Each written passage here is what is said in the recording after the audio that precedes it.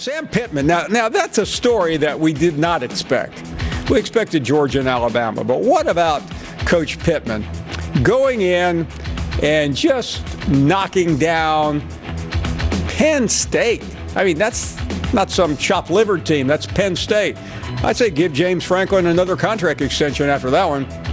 We are really looking forward to our next conversation. Sam Pittman joining us, the head coach at the University of Arkansas, off an amazing season, including a huge win over Penn State. I was just watching the replay earlier today, and it looked more impressive the second time. Coach, good afternoon. Congratulations. Hey, Paul. It's good to see you. I appreciate you. Thank you so much. Yeah, I mean, I watched it 2 weeks ago, but that was really a dominating win, and I know it had to, just finish the season on an incredible note. It was already pretty amazing. It really did. I'm so happy that we were able to play. Last year we got 2 days away from the Texas Bowl, and unfortunately we weren't able to play, and then COVID really hit hard in the bowl games about the time that we arrived in Tampa. And I give Coach Franklin a lot of credit for keeping his kids available and playing the game. I couldn't imagine us not being able to play 2 years in a row. And our kids started out slow, Paul, but we certainly played a heck of a second half and ended it the right way and took a knee there at the end and went to celebrating. It was a lot of fun. It was a great year for us. I want you to talk about that because we watched you since you arrived, and I always felt like I'm always amazed when I look back on last year and see the one-loss record because it just seems so much better. And I think the payoff came this year. How would you characterize these 2 years? Been the best time of my life, to be honest with you. Paul, I spent 30-some years as an assistant, and there was so much pressure on me to please the head coach. I wanted the head coach to think I was the best recruiter, the most loyal person, and the best football coach on his staff. And I worked very hard to do that. I don't know if I got it accomplished, but I did. That pressure has been off of me. And now it's just I'm able to run a program just like I want to. I've got great assistant coaches, and it really has. It's been the best time of my life. And to go and be relevant, to finish third in the West is a good accomplishment for our program, and hopefully it's a building block for the University of Arkansas. I want to come back to what you said, but I do want to get your thoughts on something else. You talked about being an assistant, and of course you came to Arkansas from Georgia. And I know you played a role over there in helping shape that program. When we were in Athens this year, I think I ran into 5 different people that claimed to live on your block and wanted to say hello to you. What did you think Monday night watching that game? Well, I'd be lying to you if I didn't tell you I was rooting for the Georgia Bulldogs. I had kids there that played, and I don't think Alabama fans would take offense to that. I mean, well, I don't know, Coach. I don't know. They're taking offense to pretty much everything this week, so beware. Well, I didn't mean it as being offensive. I recruited a bunch of those kids, and certainly was proud of the kids and proud, Kirby. I worked for Kirby, and I was proud of the University of Georgia. No, I thought you got out of that with quite a bit of diplomacy, and we appreciate it. But I want to go back to Arkansas because that's where the interest is here. In terms of ending the season like that, how does that and where does that propel your program to finishing in recruiting, spring ball, next year, or all of the above? Well, I think your program has a lot to do with who's playing quarterback. So we have KJ Jefferson back. That's going to help us with our confidence all over on offense. Recruiting has gone well. Our next year's class is going very well. We finished. We're about finished. We have a few kids that left, a few scholarships left, but it's all been going very well. I think we have more pieces on defense that we need to be concerned about. Offensively, yes, certainly lost Burks, who was a phenomenal player. But other than that, I think we would have a possibility of having a really good football team again, as long as we'll work like we've been working before. Coach, just from a personal standpoint, I really like what you said a minute ago, and I feel like we've gotten to know you moderately well over these couple of years, and it is so interesting from our standpoint, and I think for the fan standpoint, to watch you enjoy it, because so often coaches appear to be joyless winners. It's so serious, and there is a lot at stake. But I want you to talk about just what you said a minute ago. I mean, rarely do you hear someone at your point in life talk about, this has been the best time in my life. But expound on that for a second, because that's so cool. Well, I think a little bit, Paul, is we can be so concerned about what people think of us. And, I just want to be me. People were a little bit concerned whenever I brought Larry the bowling ball out and we bowled after our sixth win. Hey, I was happy about it. Our kids were happy about it. I didn't say that's the goal, but if we're going to accomplish one of our goals, we're going to celebrate it. I think you should, because if you don't, life will pass you by and you'll be 6 foot under and hadn't had many great times in your life. We're going to set goals, and if we accomplish them, we didn't say that was the end of it, but we're going to have fun doing it. I think if you with a group of people, whether it be in the business world or whether it be on a football team, and you accomplish something, you should be happy, because I'll tell you this, losing takes about 3 wins out of your life. It just does. It's just no fun. But winning, you should celebrate it. And I'll be honest with you, I'm 60 now, and I'm just now over the last few years learning how to celebrate a win, because before it was, well, you're supposed to do it. Well, so is the other team. They're supposed to win too. So if you're able to win, I think you ought to celebrate it, and we certainly do that. And I want our kids to feel like winning is celebrated, and so there we're going to turn the damn jukebox on and call the hogs and have a good time.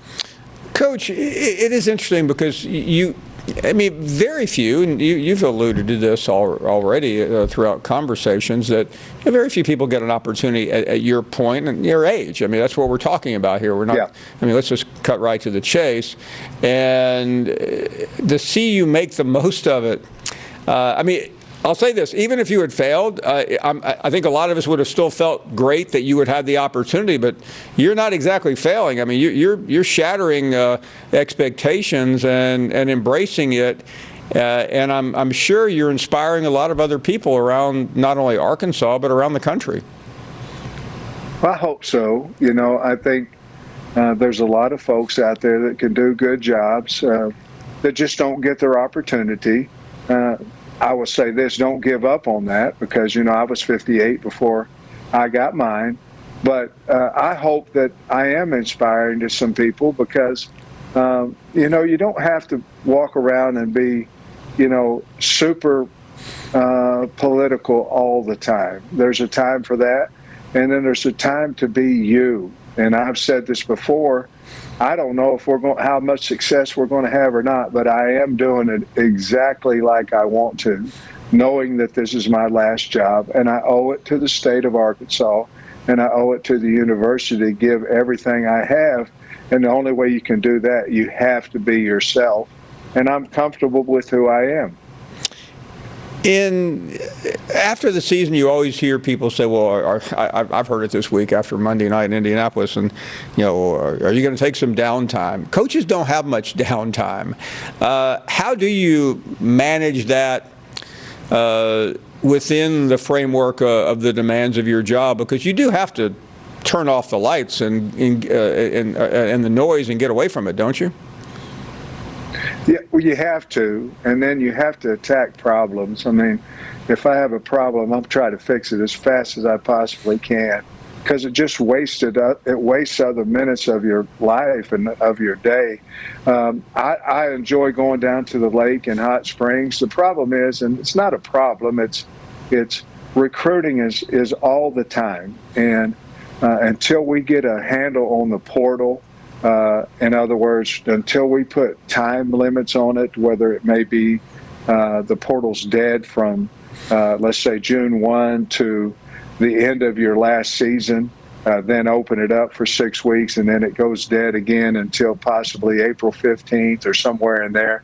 Until we do that, it's going to be very tough to have any downtime, have any roster management, and I think the NCAA will end up doing something like that shortly. But right now, with the portal, it makes it very, very hectic to have any downtime.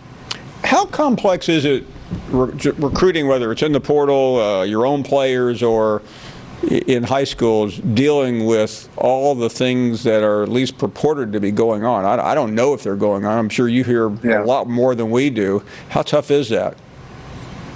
Very. I mean, of course, you had to separate the BS from the truth, whatever that may be. But it's very, we're supposed to not even mention what we can do for someone in the NIL, and if that does get mentioned, I'm not saying it is, but if it does, it makes it very difficult on somebody else, and it's basically free agency out there, and until we get a little bit of a handle on time-wise of portals, we're going to hurt high school recruiting, and it's going to be massive free agency.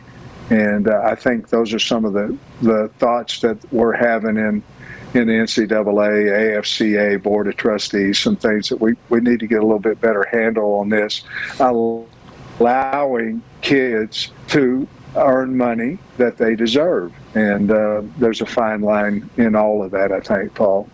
Coach, it's so great to see you. Congratulations, everyone. I know you're supposed to root against other teams when you're not one of them, but I hear more and more fans, callers just have embraced what you're doing, and I hope you appreciate it. You have really become a symbol for a lot of folks out there who love college football. Well, thank you. I do appreciate that very much, and I appreciate you allowing me to come on your show, and I mean that. It is always great to see you. Coach Sam Pittman joining us this afternoon from Arkansas, and we are heading to the break. I mean, if you don't like this guy, you're crazy. I mean, he's just so incredible to watch and listen to. And Kendall Briles has said, you know what? Miami weather may be good, but I'm loyal to Sam Pittman. He gave me a chance, and I am sticking with the head hog. And who will the top quarterbacks be in the SEC next season? Wow. Hard to guess the first guy who is the Heisman Trophy winner, but there are a couple of other pretty good ones, including the national champion, Spencer Rattler. Oh, yeah, he's in the SEC now. Hendon Hooker. Where would Tennessee have been without him? KJ led Arkansas to a big season. Some good names as we're already looking ahead, even though this season is only 2 weeks old, at least in the rearview mirror. So that's where we are here. And a new NIL company looks to make some players a little wealthier. J.B. Hunt, the big trucking company, one of the top companies in Arkansas, a Fortune 500 company, signed J.D. Note to a new deal. All the better for the Razorbacks. Signing day just around the corner. There are not many big names out there, but A&M and LSU both waiting for some big commits as they close big. Jimbo Fisher will likely be the national champ in signing day. Alabama number 2, Georgia 3. Missouri's had an amazing year. We'll talk to the coach tomorrow. Kentucky has had a big year as well. Auburn right now at 17. Florida has gone from nowhere to 35th. That may not sound like a lot, but they have a big day ahead of them tomorrow, according to many people down there in the Sunshine State. Well, how tough is it to rank the best coaches or the best hires? Well, that happened, and we will talk to the man who wrote that article a little bit later on. Luke Fickell, best hire in recent years. Ryan Day, Lincoln Riley, Matt Rule, Coach O. He did win a national championship. Napier, Cristobal, which time? I guess that one was for Oregon. Chadwell, Traylor, and Sam Pittman. So Rittenberg, who wrote that, I don't know how you come up with ideas. Okay, 5 years, 10 years, whatever. He'll be with us later on, and he can explain it. I just read the article. That's all I do.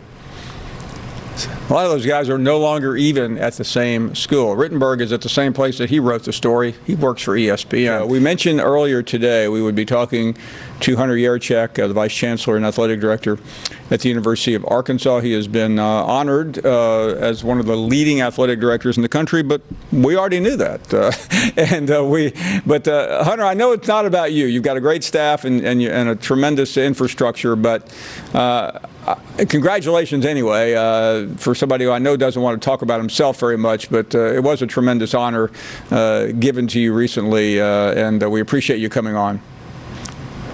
Well, Paul, thank you very much. And you're right, it is a great individual honor, but I will deflect the credit to the incredible head coaches that we have on our staff and our support staff, assistant coaches, and our 465 student athletes. And, of course, our Razorback Foundation donors, our season ticket holders. We get so much support throughout our state. And while this is an individual honor for me that I'm very proud of, it is definitively a team honor and part of our one Razorback family.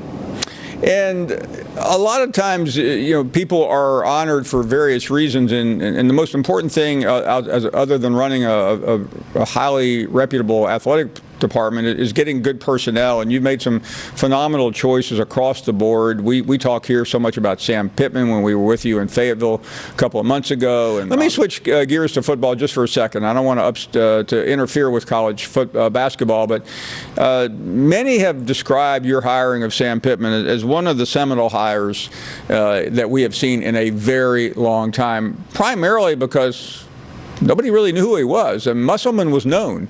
He'd been an NBA coach. He'd been a successful college coach at Nevada. But Sam Pittman was an offensive line coach who wasn't even a coordinator, and now he's considered one of the top coaches in the SEC.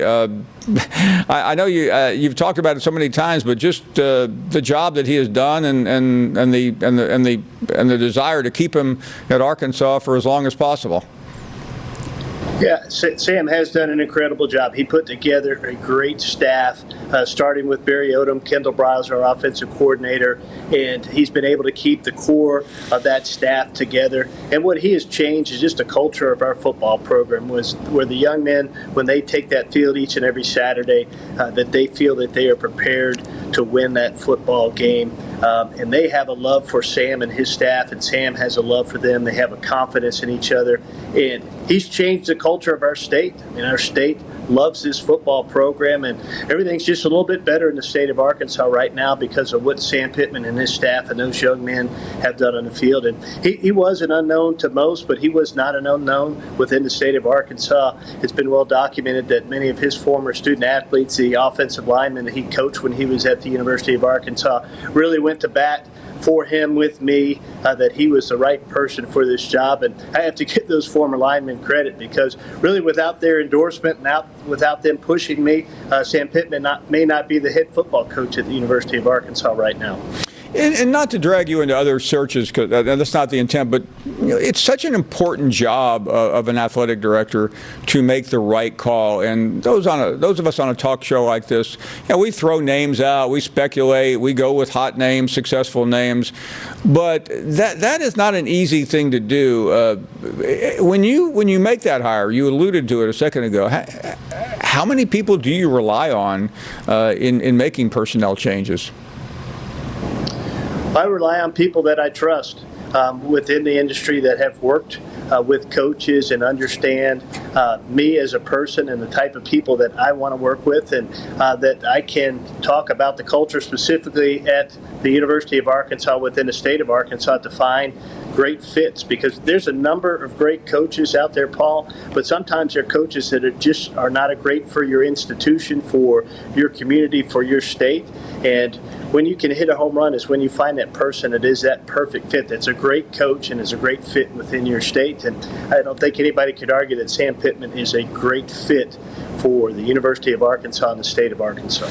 We had Commissioner Sankey on Friday when we were in Tampa, and I know this is a story that will continue to gather a lot of conversation, but the presidents met in Tampa, the athletic directors met, and I know one thing that is continually being discussed is what the future looks like with Texas and Oklahoma coming in here in a couple of years. As a very prominent and senior member of this league, can you give us any insight on that conversation? We're not asking for confidential information, but just more of where we are in that debate.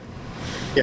I mean, we are planning schedules and strategizing for Texas and Oklahoma to become members of the Southeastern Conference on July 1st, 2025. Commissioner Sankey has said there's some key reasons for that, both on our side and on their side. And until he tells us differently, that's what we're planning for. So as we talk about football schedules, men's, women's basketball, baseball schedules, and as you run the gamut to the league, we're working on schedules that would begin with the 25-26 athletic season. But as we all know, schedules have to be approached, and I know that even if it doesn't happen until then, there's a lot to figure out. How do you and your colleagues, the men and women who represent these now 16 institutions, figure it out? It's a great question, Paul, because we all wear our university hats. I wear my University of Arkansas hat, and what Commissioner Sankey asked the athletic directors to do in many of those meetings when we're talking about scheduling is take your university hat off and put on the hat of the SEC, and let's make decisions that are in the best interest of our conference. And that's challenging for athletic directors because let's see, if you talk about a football schedule that may work for the University of Arkansas at this time may not be the best football schedule for the University of Alabama and where their football program is. But as 16 athletic directors, we all have some things that we think are best for our institution, but we got to make sure what's best for our institution, that we're looking globally at what's best for the Southeastern Conference. And that's what I think Greg Sankey does just a masterful job of doing, is bringing 16 individual institutions, 16 individual athletic directors, presidents, and chancellors together to make decisions that are in the collective best interest of the Southeastern Conference. Hunter Yurchak joining us as Arkansas prepares for March Madness. Hunter, again, congratulations on being singled out with several of your colleagues as among the best in your field. It is a tremendous and distinct honor. Enjoy the basketball. Hopefully it will be a long run, and we look forward to talking and seeing you soon. Thank you very much, Paul. Appreciate you having me on, and go Hogs. You got it. Hunter Yurchak joining us. So the question that we asked on Twitter today, we asked it two different ways. Who is the biggest threat to Bama in the SEC West? Could it be him, Sam Pittman? Would that be an appropriate question for us to ask Coach Pittman in a couple of minutes? What do you think? Let's talk about the schedule. I didn't realize that. They open against Cincinnati. Is that the same Cincinnati team that ran the table until the Alabama game in the playoffs? South Carolina, Missouri State, then A&M. Remember last year they finally got A&M, but Alabama and Mississippi State. Let's talk about the first half of the season. Cincinnati, A&M, Bama, Mississippi State. I mean, there is plenty of danger lurking. And then and I don't understand this at all, why you're going to BYU in the middle of the season, but that is a dangerous, treacherous road trip. And then at Auburn, and then Liberty, LSU, Ole Miss, and Missouri. That is one of the toughest schedules I have seen. There is a lot of problems on that schedule. We'll head out to Fayetteville right now, talk to one of our favorite coaches, always gracious with his time, Coach Sam Pittman of the University of Arkansas. Coach, first of all, how have you been? It's been too long since we've seen you. Paul, I've been great. Spring ball's been going well. We're starting today with practice 10 and stayed relatively healthy, so everything's going really good. Coach, I was feeling great about your program. I say this somewhat jokingly. We just put up your schedule on the screen, and I don't know how Arkansas always ends up with what looks like the toughest schedule in the country, but I think we don't have to quibble about this. I mean, this is insanely difficult, as you well know. I think they've been trying to fire me for 3 years, Paul. I mean, we're going to end up with the third national championship of hardest schedules in America. I knew that obviously coming in, and we're getting a little better and able to compete a little bit more with a little bit better in that realm. But I tell you, it's hard to open up with Cincinnati and going to BYU, and then of course playing SEC West. Certainly a tough schedule. You're absolutely right. And then they throw in Liberty, which is also, as you know, a top-notch team. I mean, usually you have one tough opponent, but you have three, and that's not even counting, of course, the usual suspects. But that's not for now. We'll worry about that when we start fall practice. But let's talk about. Everyone knows your quarterback situation. They know a lot about your team. Let's start with the QB. Your thoughts? Yeah, KJ Jefferson's had a really good spring. He is our leader.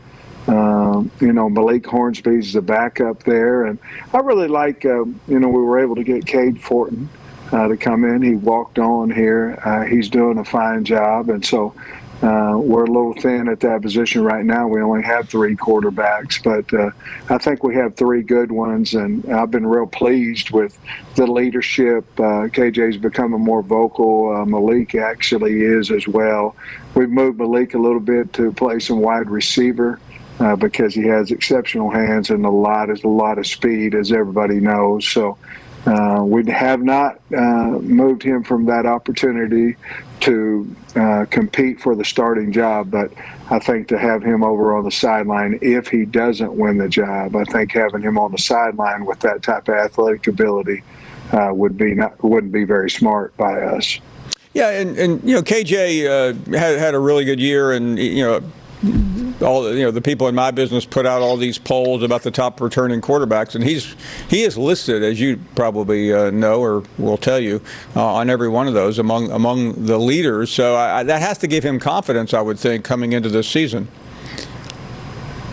Paul, one of the driving forces for him, and you never know what drives different individuals, but I remember he said it in front of the team, last year somebody, I don't know who it was, ranked him 14th quarterback before the season, and that was a driving force. So we're going to have to come up with something else, We're going to have to, I don't know where he's ranked right now, but we're going to have to keep that chip on our shoulder. When the Power 5 rankings came out, when I got hired, I was last in the entire Power 5, and so there's a little bit in your mind that goes, I want to prove people wrong. I believe I can do this. I think KJ and myself were very similar in that we were driven because we're driven people, but I think part of it was there was a lot that folks didn't believe in either one of us, and hopefully we're having a few more believe in us now. And Coach, let's talk about that for a second, because the first year it was just, please, Coach, win us a conference game. We don't care if you do anything else. And then last year, I think you shattered a lot of the expectations, remembering that scene against Texas, and then it just all seemed to come into place after that. Now there's going to be pressure. When we convene in Atlanta in a couple of months, I think a lot of people will put the Razorbacks much higher than they've been in memory. Does that change the calculus at all, just in terms of the off-the-field conversations? Well, I don't think too much, Paul. By the way, that Texas game, I remember you took their helmet and you threw it. Yeah, I do remember that. They only, I don't know how well that went over. Well, they sent us a bill for $360, and we were all happy to pay for it. Okay. But no, I don't think so. You have to take really everything you do from the hope to I know. And if you're hoping we're going to have a good team, and you're hoping that you're a good husband, and you're hoping, you have to do things to make you know that you're going to have a good team and know you're a good husband, good whatever it is, and that's all preparation. So I think as long as we continue what we're doing and do it hard, tough, loyal to each other, I think we're going to be fine. Coach, this is usually where I would ask you about your spring game, but your spring game is going to be a little different than the norm. You're inviting folks just to watch you practice. How will you construct that? Well, we had a live scrimmage that was a Saturday ago.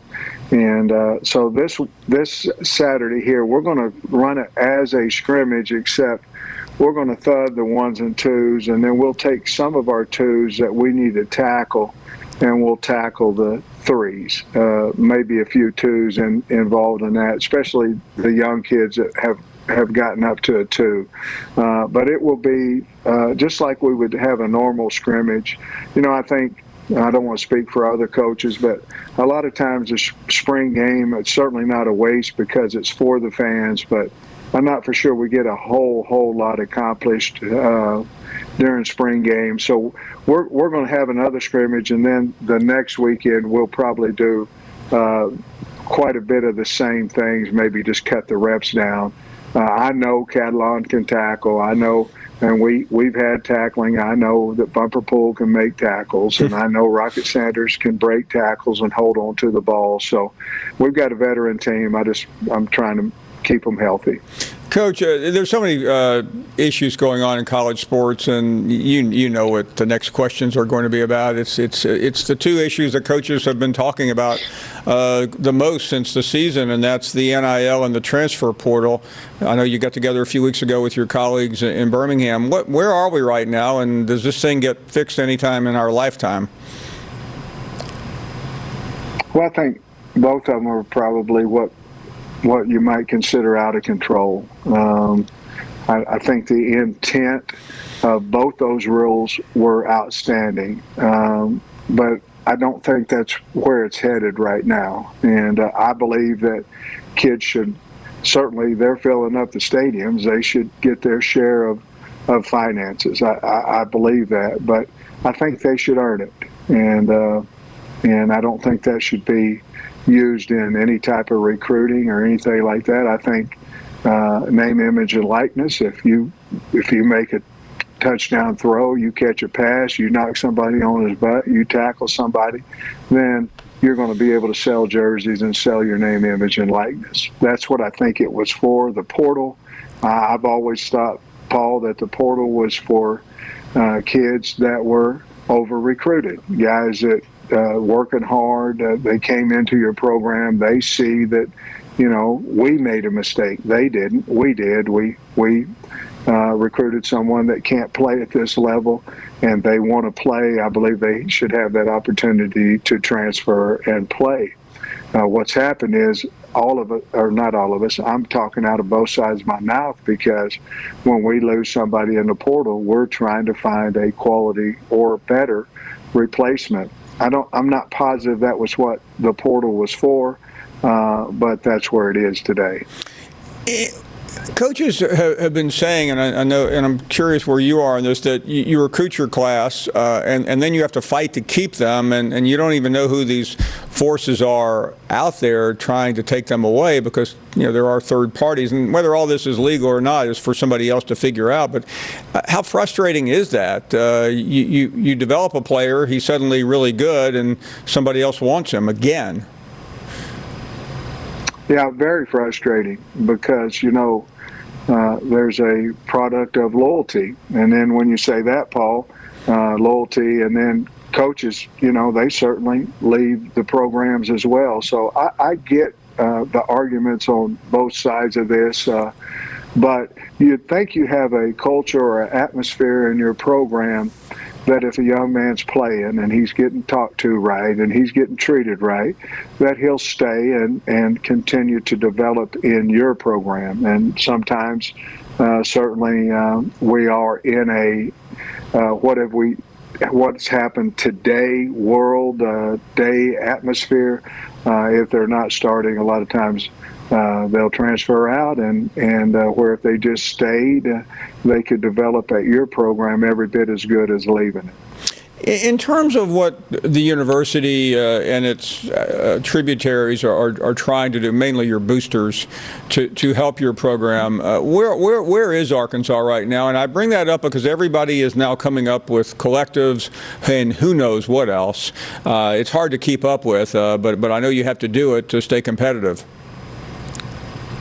We're certainly trying to keep that in-house. In other words, we're trying to do all ours through the university. I think some of the things I've heard about collectives is there's been more promise than reality, and so we're certainly try to get something going inside of the university. So a young man can get what he's earned, and not necessarily a promise that you can't keep. And so that's where we are with it. I'm very happy with where we are.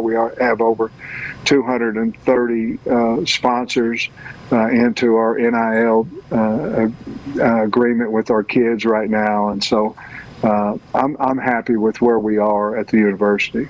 Finally, on that subject, Coach, as somebody who's been coaching a long time at various levels, you can only control today, but how concerned are you about the future of the industry with all of the nefarious things that are currently going on? Well, Paul, I can answer it. I'm more concerned, in all honesty, with things that separate the football team. And the portal is one of those things. NIL is one of those things. And anytime that you have to deal with things that outside that are could potentially affect the locker room, I think it could hurt the game. And I don't know the answers for all that stuff, but football and of course this is my first time at a major college level, but you deal with a lot more things than X's and O's and talking to your coaches about practice. I mean, it's a constant day of the door opening and closing and concerns and that, and most of them are happening through. At one time, it was COVID and COVID, NIL, and the portal transfer, and that's a lot of the time. And I would be shocked if a lot of the other coaches don't deal with that every day as well. Coach, it's always great to see you. Thanks for making the time, and we hope to see you very, very soon. You're awesome. I appreciate you very much. Thanks for keep asking me. I'll come on whenever you want. We love it. Thank you, Coach. Sam Pittman, such a pleasure to visit with, one of our absolute favorite people. You're not supposed to say that, but we just did. All right, Coach. Spring game is now in the books. Yeah. What did you learn about your team today? Well, I think we understand how to practice. Obviously we went from thud to live, back to thud, and those things. I think we learned how to practice. I told the threes that I believe that to a man that we're going to see on this film how much they've improved. We need them, and I think we've solidified some things today with ones and twos, and then we've got to find who we think can get to us with the threes, and I think we have a few that will help us. Well, I know just the other day you were telling me that this wide receivers group needs to really step up. Are you happy with what you saw from them today? I was. I didn't feel like we had many drops. I know, there was a contested ball or two. I think Warren Thompson got maybe dinged up a little bit towards the end of the scrimmage. But I think that group's going to be fine. We just don't have very many of them right now. We need a few more. What about your quarterback situation? Did you like having Malik out there as well, doing some wide receiver work? I think he has to for us. I mean, I do. He's too dynamic out there. I think he has. I didn't think we particularly threw the ball well today. Didn't particularly think we played extremely well on offense today, but that says that the defense played good, So, and it's hard to tell, Tara, because you're thudding, But I think Malik is a guy we have to keep on the field, and So that's what we're trying to do. Are you happy with how KJ has progressed so far this spring? I am. He's done a really good job, and I don't think today was his best throwing day, but he has, and his leadership skills is what's helping our football team as well. I know you've still got to go back and watch all of this on repeat for a little bit, but just your early assessment of this team and how it's shaping up so far. I like the team. We also understand the team, and we understand for KJ to be a super player, we got to run him. He has to get involved in the game. It's kind of the same thing with Malik as well. So I like the grittiness. We're loyal to each other, we're tough, and we run to the football, we play hard. And if we'll do those things, we're the University of Arkansas, we'll get enough talented athletes, which we have now, where we can win games. All right, Coach, thank you. All right, thank you. Go Hogs. We only have 3 quarterbacks, but I think we have 3 good ones, and I've been real pleased with the leadership. KJ's becoming more vocal. Malik actually is as well.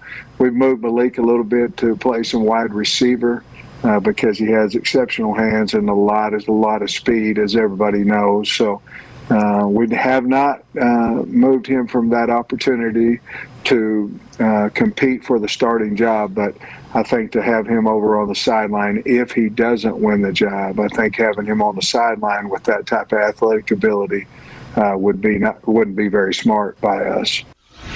Last year, somebody, I don't know who it was, ranked him 14th quarterback before the season, and that was a driving force. So we're going to have to come up with something else. We're going to have to, I don't know where he's ranked right now, but we're going to have to keep that chip on our shoulder. When the Power 5 rankings came out, when I got hired, I was last in the entire Power 5, and so there's a little bit in your mind that goes, I want to prove people wrong. I believe I can do this. I think KJ and myself were very similar in that we were driven because we're driven people. But I think part of it was there was a lot that folks didn't believe in either one of us, and hopefully we're having a few more believe in us now.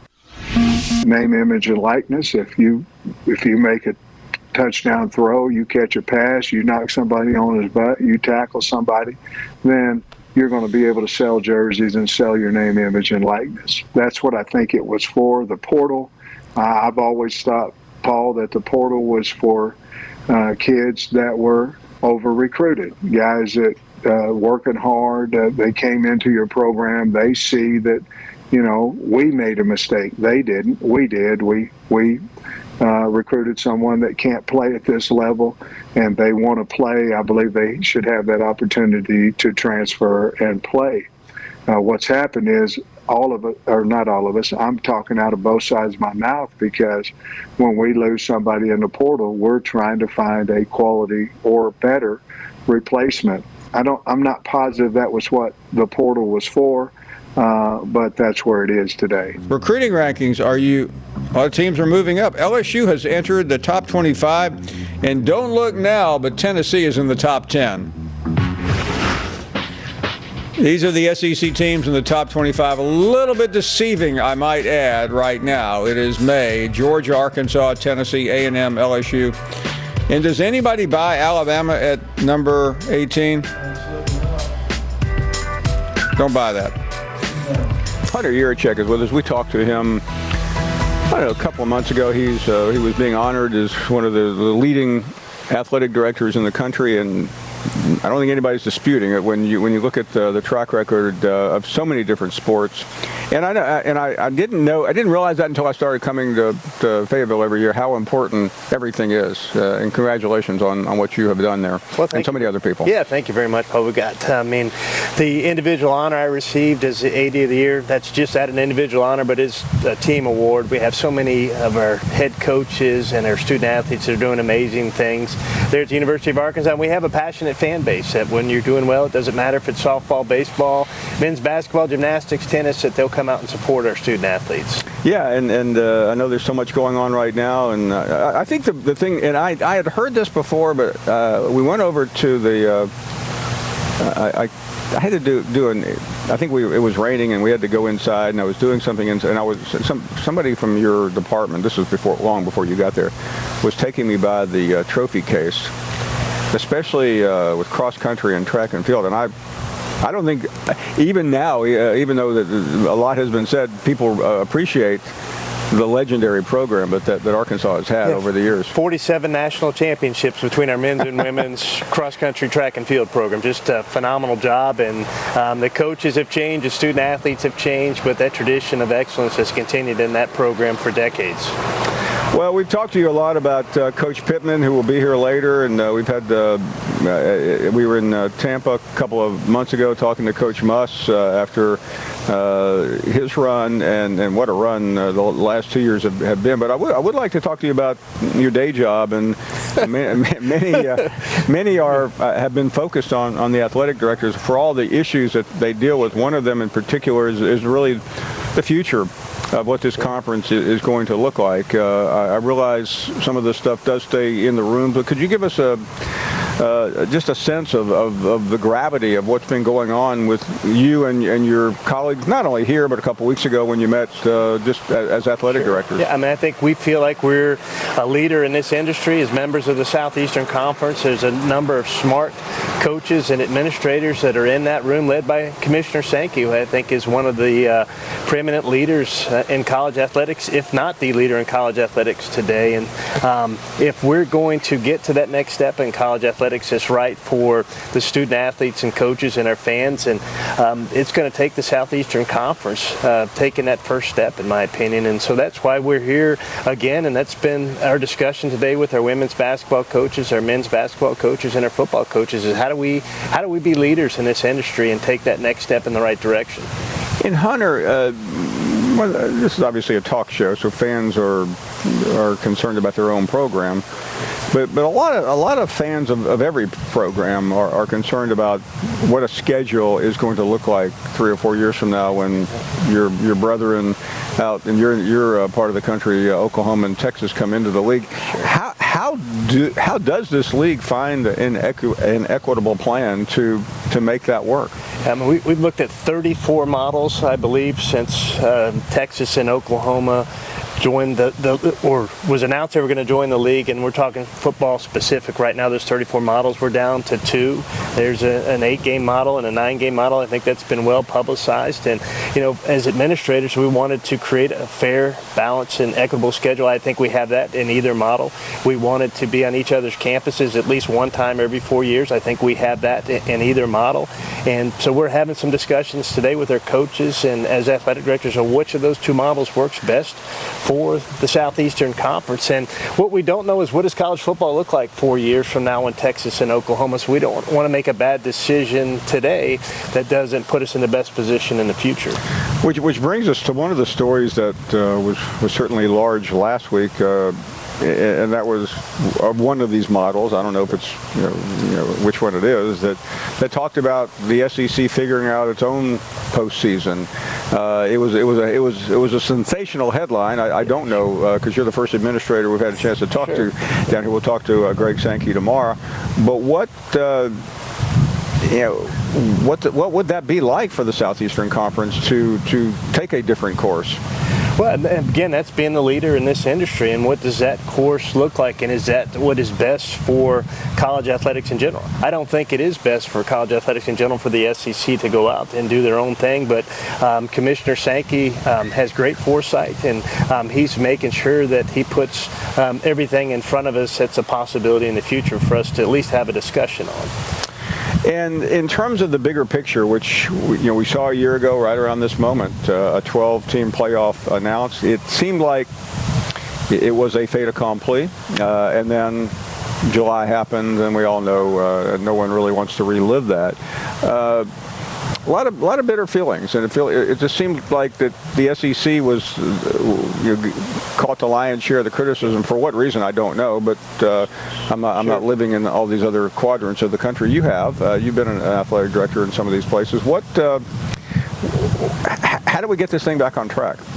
Well, I think the SEC sometimes can be seen as the bad boy on the block per se, just because of the dominance we've had in college football with Georgia and Alabama and LSU and Texas A&M and getting 2 teams into the college football playoff. And I think people are going to, in other conferences, are going to examine every model and see what's best for their conference, not what is best for the SEC. But I think that's when you have to take your institutional hat off, your conference hat on, and say what's best for college football. And I think what's best for college football is an expanded playoff model of some type, whether that's 8 teams or 12 teams. And we've got to figure out how to get 10 conference commissioners on the same page and get to that, because that's truly what's best for college football.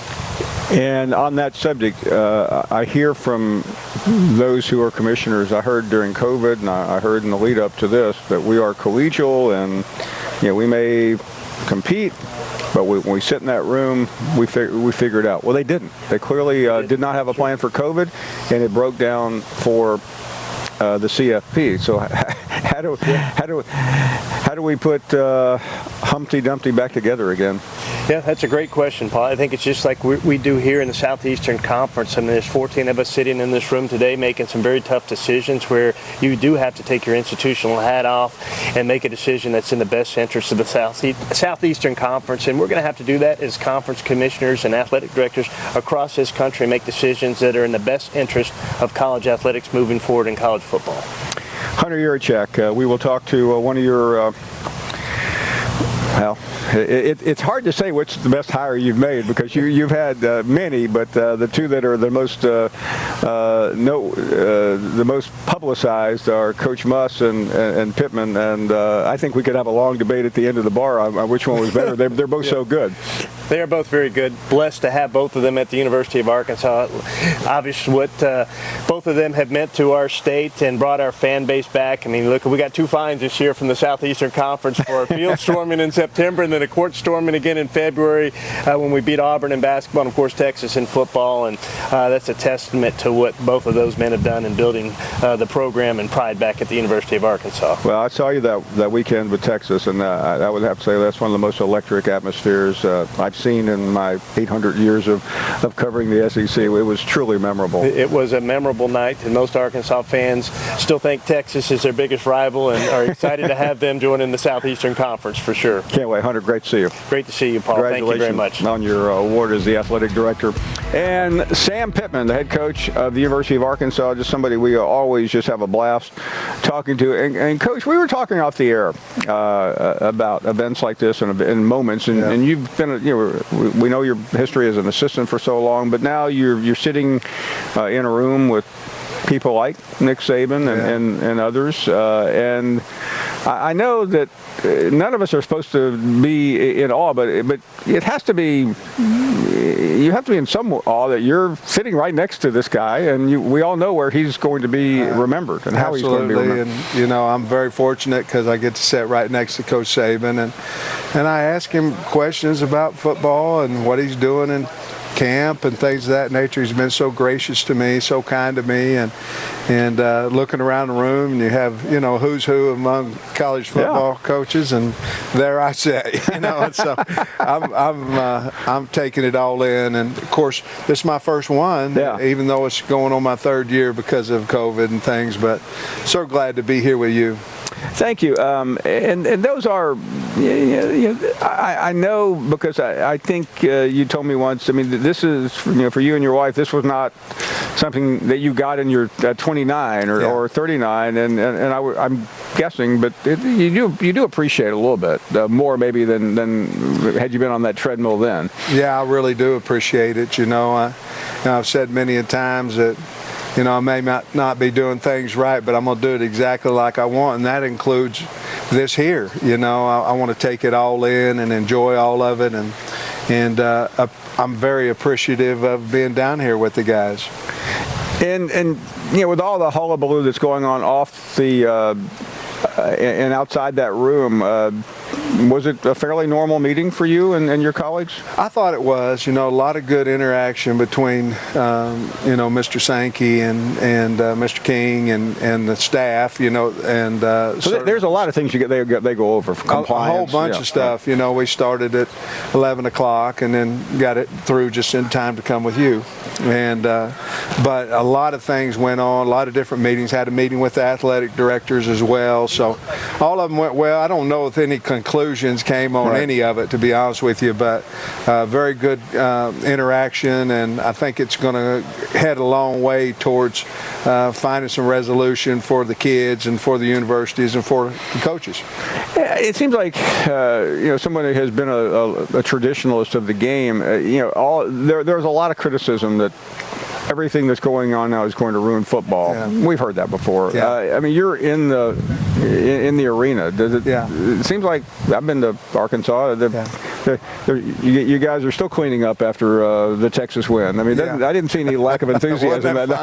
We're in the fix-it business. We're not in the complaining business. We're trying to fix things and trying to do it in the order of the kids and then the university and certainly the fans.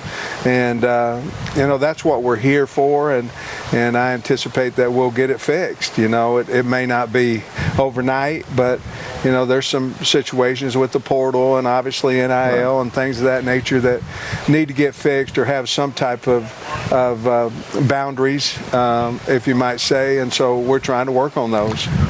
On the field, which we probably haven't talked about enough, but we'll have another crack at this in about 7 weeks. Yeah.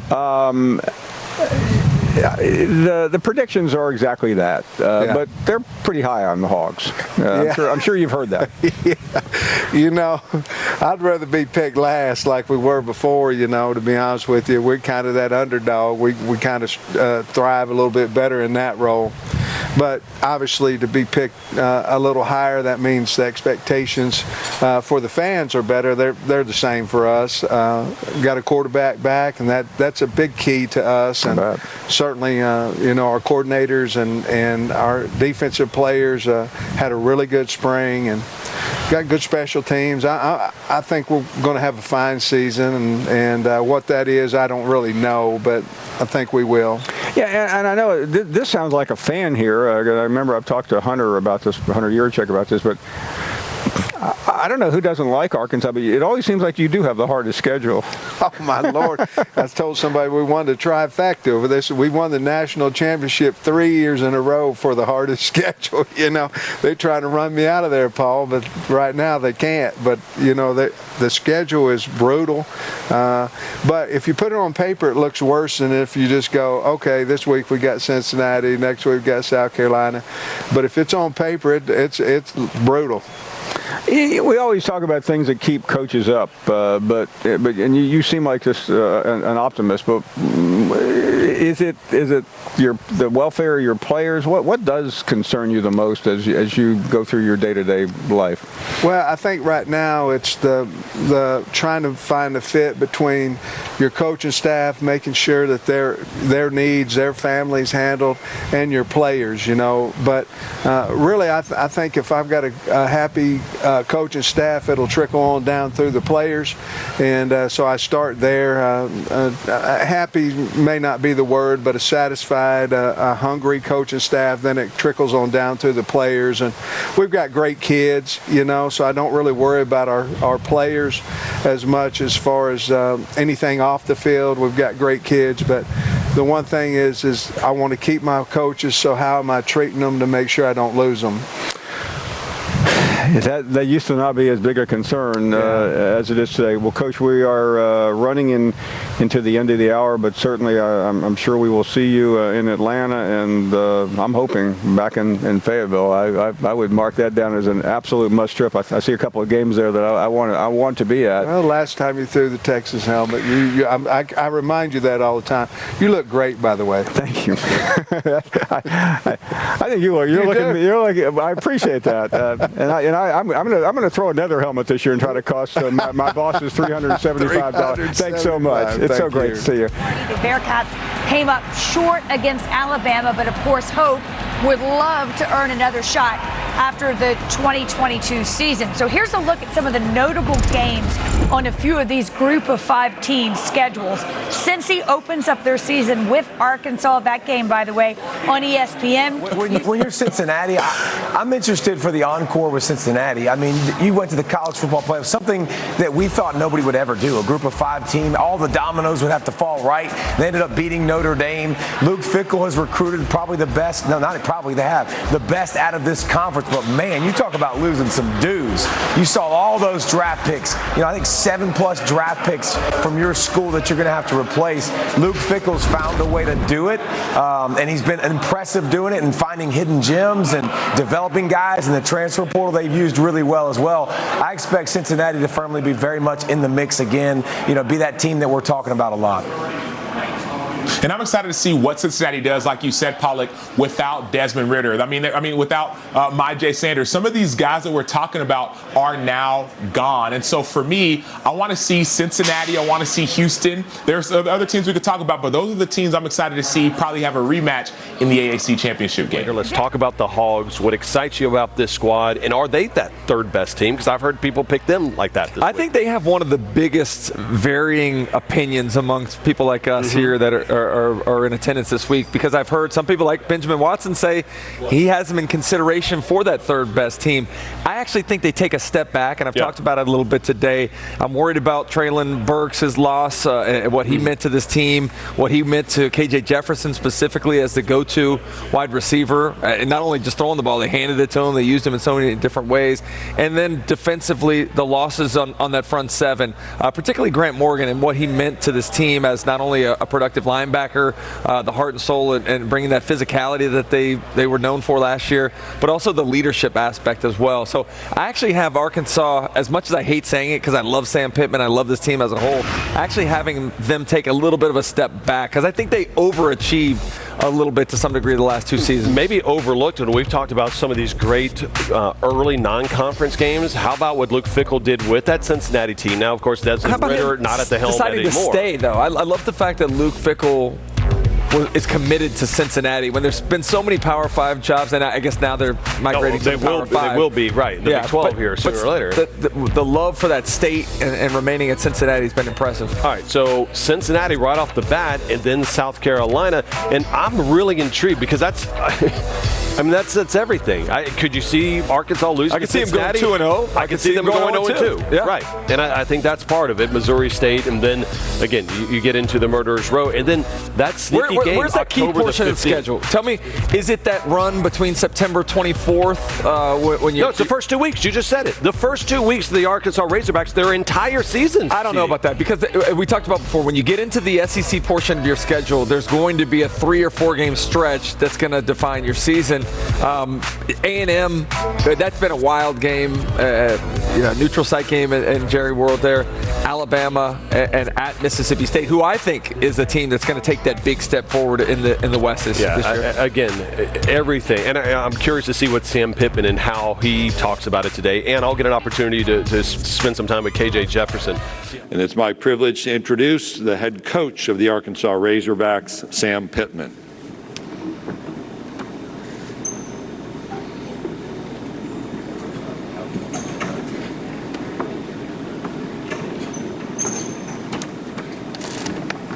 Good morning, everybody. So glad to be here. Glad to be among you all this morning. I want to thank Greg Sankey, certainly the best commissioner in football, without a doubt, most knowledgeable.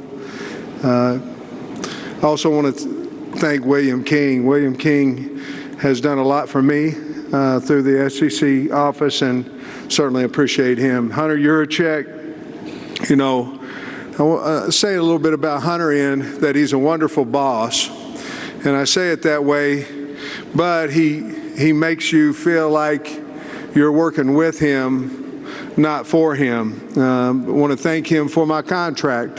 He went to work with Jimmy Sexton, and with the board of directors, it wasn't easy. It took a while. But Hunter kept working, and I felt like he worked for me, for the university to make it fair. In that contract, the SEC non-compete clause, I wanted that. I wanted to sell stability in our program, and I wanted to show the state of Arkansas my loyalty to them. And so with that non-compete, I'm going to be able to coach throughout my career, hopefully as long as we win, obviously, at the University of Arkansas. We brought KJ Jefferson today, Bumper Pool and Jalen Catalon. Told the team yesterday, if it's up to me, you know what I'm going to say, I had to bring the whole damn team. However, we're allowed to bring 3, and we're represented well. With K.J. Jefferson, he was our leading rusher, leading passer, was the MVP of the Outback Bowl, and he's a returning captain from last season. He's our quarterback. He makes us go. He sets the tone for our football team. Bumper Poole is what I would call a super senior coming back. COVID senior year, had 125 tackles at his linebacker position. Great leader, great kid. I believe if he stays healthy, I believe he'll be the all-time leading tackler in the history of the University of Arkansas. Jalen Catalon we brought along as well. He was a captain last year for us, as we all know. He was hurt halfway through the season. Went ahead and had some surgery on his shoulder. He's the leader of the secondary. He gets everybody in alignment. He can run downhill. He'll hit you. Great kid. I'm excited for you all to meet those 3 kids. And like I said before, they're going to represent the University of Arkansas in a fine manner. Just a quick recap. Commissioner Sankey said some of it. Our university continues to graduate student athletes. Chris Evans, Felicia Sane, their crew in academics. We've graduated 100% of our football athletes who have exhausted their senior year of eligibility ever since I've been there. Most wins by the program since 2011, finished ranked in the top 20 in the coaches poll, won 4 trophies. That was a big deal to our football team, big deal, to have all 3 of our rivalry trophies and certainly the Outback Bowl trophy. No one on our team had ever had one of those trophies, and we were fortunate to have all 3 of them. We led the Power 5 in rushing. I think what that does, that tells us what we're trying to do with our program. We want to be a physical team. We want both sides of the line of scrimmage. We want to win the line of scrimmage, and we want to be physical and tough. And to do that is hard to do. I was an O-line coach for a long time and never was able to lead the Power 5 in rushing, but we were able to do that last year. April 22nd, we handed out bowl rings. Some people ask, well, why you hand out a bowl ring for Outback Bowl? Because I wanted to. And because it's something that nobody on our team had accomplished. And, you can set goals, and once you reach one, that ain't the goal, that's one of them. And once you reach that goal, we're going to celebrate it, and then we're going to move on. That was the last time our team talked about last year. Proud of our coaching staff. We have 2 new coaches in Deke Adams, who's our D-line coach, and Dominique Bowman, who came over from Marshall. And both of those guys are recruiters, and both of them are loyal, and both of them are great men. And our team has received them well. They were both in for spring ball, and both of them are recruiting at a high level. We kept our 3 coordinators in Kendall Briles, Scott Fountain, and Barry Odom. They're all loyal. They're great coaches. They're all better men. We are one of 8 Power 5 teams to have a pair of coordinators returning for the 3rd consecutive season. Portal's been in for a long time, and coaches. Administration stepped up and helped us keep Cody Kennedy when others came calling. Jamil Walker, our strength coach, has done an outstanding job with our kids. They work. The purest form of team, go in there and watch your team work out in the weight room. There's no offensive line versus defensive line. There's no linebackers versus running backs. There's none of that stuff. It's a team. It's pure. It's fun to watch. I enjoyed watching that this summer. Jamil Walker and his staff do a great job. Challenging schedule, again. I think this is the 3rd year in a row. Well, I've only been here 3 years, so I know it's the 3rd year in a row that we've been awarded the toughest schedule in college football. All 12 of this year's opponents made postseason play last year. Our crossover games are with South Carolina and Missouri. South Carolina, obviously, Coach Beamer has done a great job there. A lot of enthusiasm. He's one of, I don't know what tree he's out of, as far as is he with Kirby or Oklahoma or whatever it be. But there was myself and Coach Tucker and Dan Lanning and Coach Beamer all came from the Kirby Smart tree at some point. And I'm certainly indebted to him, but Beamer's done a great job there. South Carolina comes in week 2.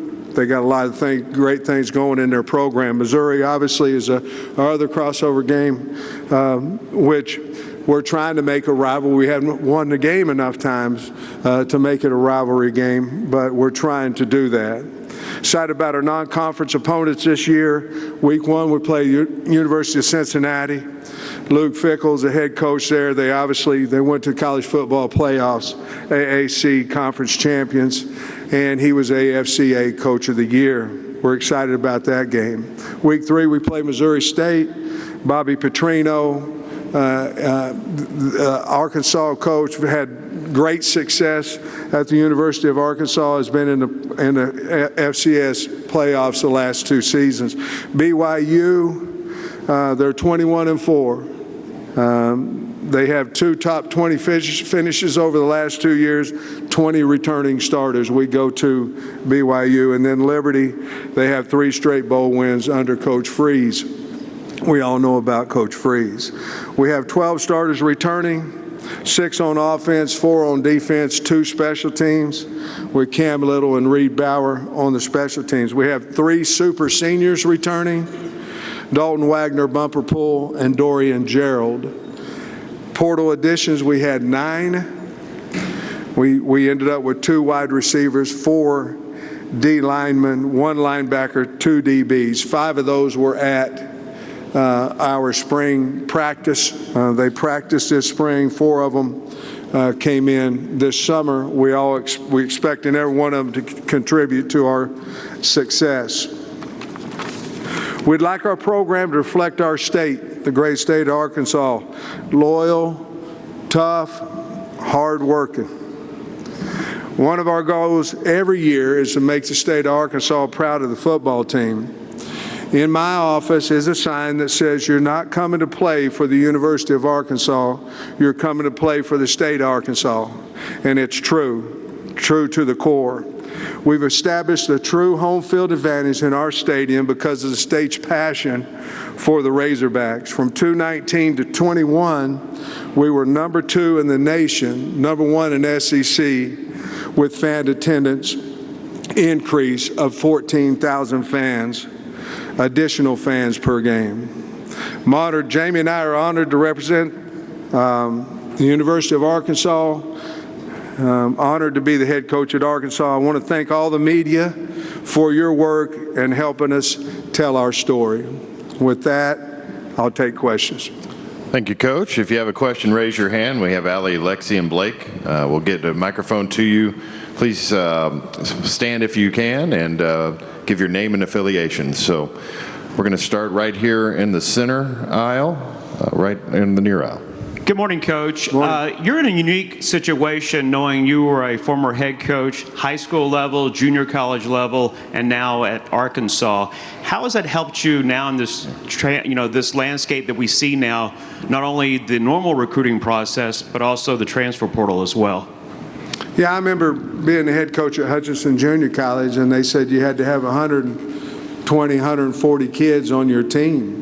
And I went out west of Kansas and recruited. So, at a junior college, you're going to recruit 85, 90 kids every year. And it's kind of crazy. So, yeah, I've been raised up with a lot of people. And that's basically what the portal is doing now. With us, we signed 22 and 9, so we signed 31 scholarships, which is unheard of 2 years ago, if you know what I'm saying. So it's been, change happens, and it just depends on if you're willing to deal with the change or are you going to fight the change. And for us, we're willing to do whatever we can to make our football team the best. Coach, we're going to go right over here on our left side, second row. Matt Stahl, Columbia Tribune. What do you think of the job Barry Odom has done there the last few years, and how different do you expect the defense to look this year? Well, we lost a lot of players off our defense. We did we felt like we did a nice job of getting some portal guys to help us, and obviously we're advancing the guys we had on our team. Barry Odom's a key part of the University of Arkansas' success, along with Kendall Brow, along with all our coaches.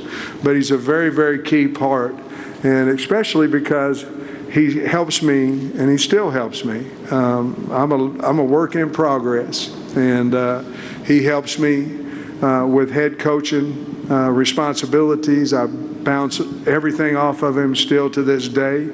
But Barry Odom is one of the most loyal, wonderful people that there is in the country, and he's unbelievable loyal to myself and the university, and I'm really, really happy that he's part of our staff. Coach, we're going to go over on our right-hand side over on this right aisle. Hey, Coach. Steve Moulton, WZZN. Hope you're doing well.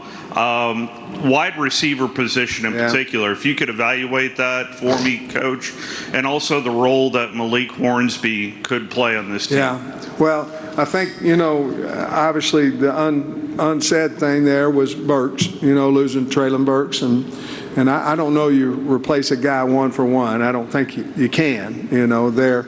So we're going to have to do it by committee. I like a couple of the guys we've gotten in the portal, and Matt Landers and Jaden Hazelwood. But I think Keytron Jackson is going to have his best year. I think he's ready to go. Warren Thompson's ready to go. Bryce Stevens has improved. I like who we signed out of the freshman class. It's still yet to be determined whether they can, help us or not. Isaiah Satana, Sam Bakke, and Quincy McAdoo. They've all had good off season, or one had off season and summer. But we're going to have to do it by committee. I'll say this: we look like a wide receiver group. We run like a wide receiver group. KJ is going to have to get comfortable with where these guys are going to be, and he has to get comfortable with their speed and the way they run their routes and all those things. But I think we're going to have to replace Burks by committee. That was certainly probably the number one thing offensively that was concerning. Along with Malik, we have used him at wide receiver. He's fast. He has natural ball skills. We need to get him on the field. If he doesn't beat KJ out in fall camp, he needs to be on the field. He's fast. He's up to 190 pounds now. He can withstand the heat and hits, physicality. But the other thing that helped us is Cade Fortin. So getting Cade Fortin in at quarterback allows us a little bit to move Malik Hornsby out and look at him at wideout. But he's a good enough player. He needs to be on the field. So he's certainly got a chance to help us there as well. Coach will go right in front of me about midway back in the green. Good morning, Coach. Jacob Goins from ESPN 106.7 in Auburn. What does it mean for you to be a part of the Arkansas athletic department that has become one of the best in the entire country across all major sports? Well, we got to get better. I mean, if you're at Arkansas right now, everybody's doing so much more than we are. And so we have to get better. But seriously, it's unbelievable. When the basketball team goes to Elite Eight, and Dave and them go to the World Series, and Courtney and them win the SEC, and it can go on. Women's soccer won the SEC, and Bucky and them won the SEC in track. It's unbelievable. I think you have to look at those individual coaches, and you certainly have to look at Hunter Yurachek and his staff.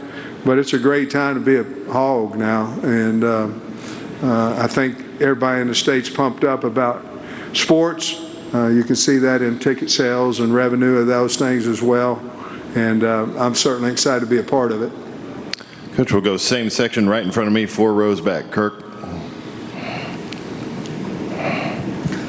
Kirk Bowles from the Austin American-Statesman. Congratulations on your great year, Sam. Thank you. Do you feel like, are you comfortable saying Arkansas has arrived? No. And a second question, do you want Texas and Oklahoma as permanent rivals? Yes. First answer, no. No. Arkansas is just trying to compete. We're trying to get better. We're trying to, we're trying to fight hard. We're trying to work hard. We're the underdog. We like it that way. No. We're way from that. Now, we will compete. We'll do that. Roll that out there and let's play ball. But no. We're not that. What was your second one? Yes. Oh, Oklahoma and Texas. You know, it was fun playing Texas last year. Obviously, you know, it was 1 year, and we had a nice game against them and those things. Have a lot of respect for Coach Sark and the Longhorns. Oklahoma would be another rival that would be pretty cool. To be honest with you, if we could play Texas, Oklahoma, Missouri, that'd be really neat. I'm not the schedule maker. I'm just a football coach. But to answer your question, that'd be a really cool deal growing up in the state of Oklahoma. Coach, we're going to go over here to the right in the middle. Conor O'Gara, Saturday Down South. The hog statue on your property, can you explain the backstory as to what led to that, and was that before or after you knew you had a new contract coming? Oh, I like that last pitch. The hog statue, I bought the marlin house. It's a big old marlin. Had a big marlin over here. Had a guy catching the marlin over here. It's kind of a peninsula. It comes down in the water. Guy over here, he like this, and he was hooking the marlin on the other part of it. Well, we bought it. Jamie and I bought it on August 1st, and August 3rd, the storm came through, knocked the marlin down. Marlin shot water into the lake. So my mind went to a slobbering hog. Insurance company came through. Brandon White was the guy I called about the hog, and he made it into, I just thought the hog was going to be out there. This thing's incredible, to be honest with you. But he's got lights on him. He's got red, whatever color lights you want. The water shoots up, and then it looks like he's slobbering down into the lake. And that's the story behind it. And it's really kind of cool. And now it's boats on parade coming, you know, to the house down there. The guys go and they call the hogs and try to get on it. It says a lot of signs says don't get on the hog, but there's a few people that do. I wish they'd read the sign. Right, Coach, we'll go over here in the section in front of me, about midway back. Hey, Coach, Drew Barrett, ESPN Arkansas. I know you talk about how you like to be an underdog, but this is your third year at Arkansas, the first time you're not being picked to finish 7th in the SEC West. Doesn't it feel kind of good to be recognized for the success that you and your players have had? And how's it been different this season where you're actually getting, you know, credit from a lot of people? You know, I said when I got the head coaching job that the only decisions that I'd make, they would not concern public opinion. That way, if we win as a group, and if we lose and I get fired because I did it like I wanted to. So obviously you can't live in a cave and not hear what people say about you or predictions and all that stuff. But if that's the only driving force that you have, you're gonna lose. If that's the only driving force to be good, you're gonna lose. So if we can keep our core values of let's go outwork people, let's out tough people, let's be the hardest playing team in football. I don't know if we are or not. That's the goal, and that, by the way, that's the expectation. Then whatever people may say, everybody has a mouth, everybody has an opinion. Some of them, the opinions are worthy, and some aren't. But so I'm going to let our football team, myself, drive what we need to accomplish, and if we do, the kids and the coaching staff did a great job. If we don't, I screwed it up. All right, Coach, we'll go right down here in front. Tom. Hey, Tom Murphy, Arkansas Democrat Gazette. Tom. Hey, my question is about the defensive line. Yeah. You like the numbers and the talent there, and Dorian Gerald. Can you maybe talk about his story a little bit and what he might be able to do for you? Well, Dorian Gerald's been there so long, I told him the other day, I think Houston Nutt brought him in. I mean, he's been there for 100 years. I don't know how long he's been there. But so Dorian, you know, we obviously need pass rushers. I love the numbers. Actually, we're over, to be honest with you, on numbers there. We've got 20, counting walk-ons. But we need some elite pass rushers. We went and got Landon Jackson there. Obviously, Zach Williams is returning. Jashad Stewart's returning. Eric Gregory can do either or. We signed Jordan Dominique. We think we can get to the quarterback a little bit more. We also feel a little better with our corner situation where we can play a little man coverage. We got to get guys behind the chains on first down. We did better last year. We have to continue to get better. Having man-to-man corners is going to help you do that. But I feel a lot better. Isaiah Nichols on the inside, Cam Ball. Obviously, losing Torian Carter for a whatever the period of time it is hurt us.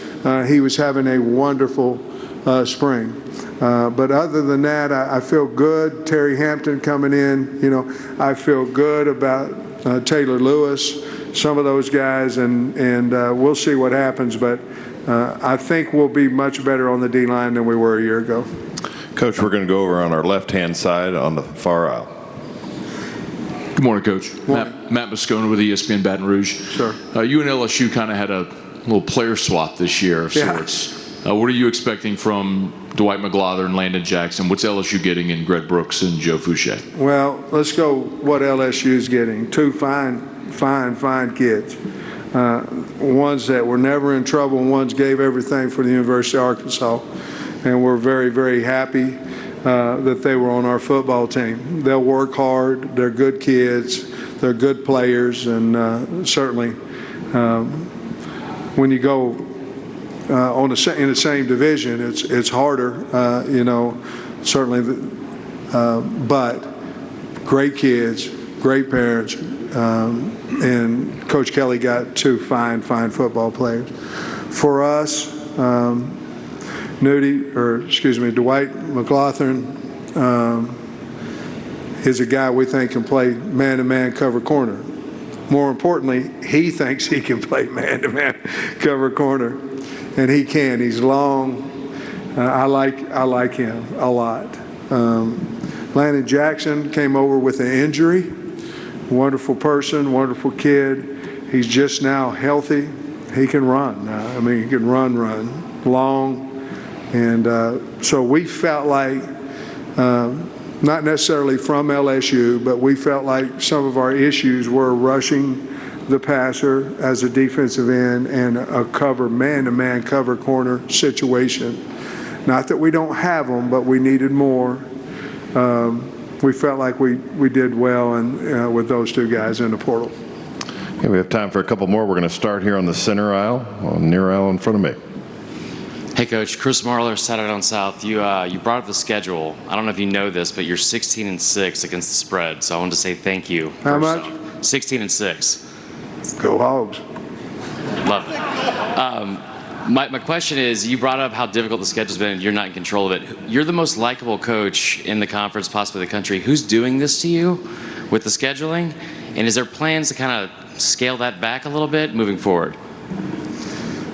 Well, schedules are scheduled out so many years in advance, and nobody knew, maybe they did, I don't know. But Cincinnati, when they were scheduled, I'm not for sure. Well, I know they weren't in the college football playoffs. And then BYU's always been really, they've been a good program, but they're at the top of their game. Well, not top. I think they played for a national championship a few years back, or not McMahon or who. I may be all messed up on that one. But being 21-4 and having 20 starters coming back, I laugh at home saying, they're trying to fire me, but I hope not. I like it there. And so I think with the realignment, which thank you for not asking me that question. I think with the realignment, I think everything is trying to become fair. And right now, the West, if you're in the West, it's a beast. Now, I'm not saying the East isn't either now, but the West is sure enough. And you add that, and then you play another couple, 2 or 3 teams in your non-conference schedule that are go-getters. It's hard. It's hard to maintain. Last year we went 4-0, and then, somebody said, well, you're not going to be able to slip up on anybody. Well, we didn't slip up on Georgia last year either. I think they knew we was coming in there. And so I don't know. At one point, I'm hoping that it'll ease up a little bit, but right now it hasn't. Mitch, we'll take one final question over to our right on the edge. Ken. Good morning, Coach. Ken Capps from Football Writers of America. Okay. After the beating of Texas last year, what message do you have for the Oklahoma and Texas fans coming over to the SEC?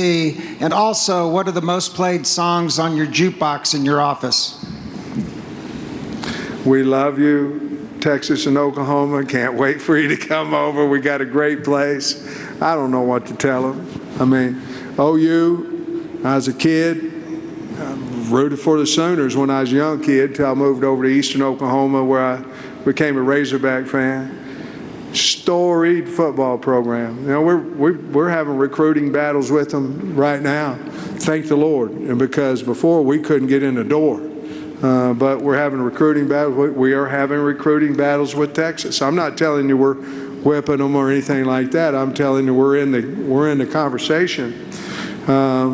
So it's so close, you know, and you have two storied programs there, but I would tell them that what they already know, it's a hell of a league, and it's about big people and fast people. You know, it's just not any different probably than the Big 12, but consistently each week you better have some depth. And those guys are great coaches over there at Texas, Oklahoma. They know that. And the most thing on my jukebox, the most played thing right now is a little Stevie Nicks. You know, I love her. And I don't know her. I don't mean that. You know, I hope Jamie didn't hear me say that. I mean, but I like her.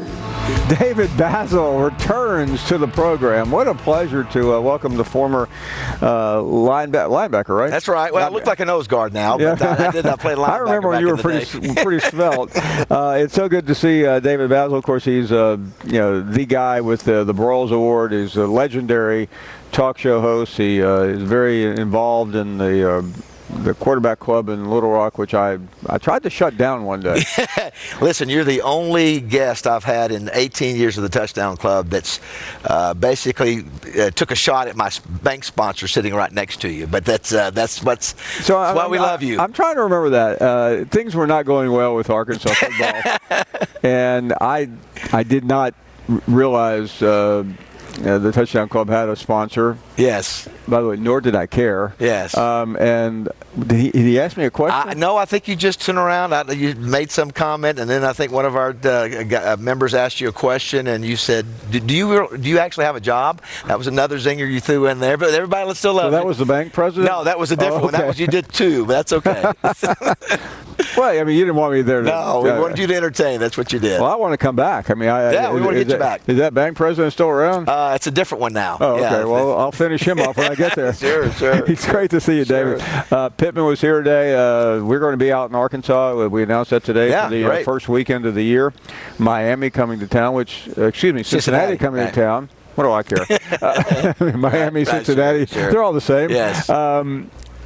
What are your thoughts on what we're going to see this year? Well, Paul, I've been coming on your show, I guess, the last 10 years, and most of the conversation over the years have been, hey, are you going to win 6 games? Are you, what do you mean? It's, with what this program has been through, to get to a point where you win 9 games and go to a New Year's Day bowl, and then you come into media day, Paul, and for the first time, people are being respectful of the Arkansas football program in the last 10 years. I like that. It really is. I mean, we talked to Bumper Pool today on our radio show, and he basically said, he was there when it was 2-10 under Chad Morris. He had 25,000 people in the stands. Nobody has seen that more than him.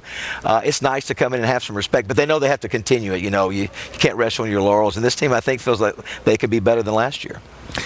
And I agree with you until you get deep in the weeds and try to figure out the nuances of that schedule. Yeah, it's not only do you have the tough SEC, but then you've got, as you mentioned, Cincinnati was a playoff team last year. Then you have an October visit to BYU in the middle of conference season, which that's going to be tough. So again, it's a tough. Who can we blame this on? Was it Jeff Long? I don't know. He's an easy target. I don't know, but this doesn't sound like Hunter Yurachek. No, I'm sure Hunter would not have done that. But yeah, I mean, Cincinnati and BYU are your two non-conference. That's ridiculous. Yeah, it's tough. But one thing you love about Sam Pittman, he's not scared, and he'll go in there we'll have a chip on our shoulder kind of deal, and they'll be competitive in every game. Even if they lose, they'll be competitive.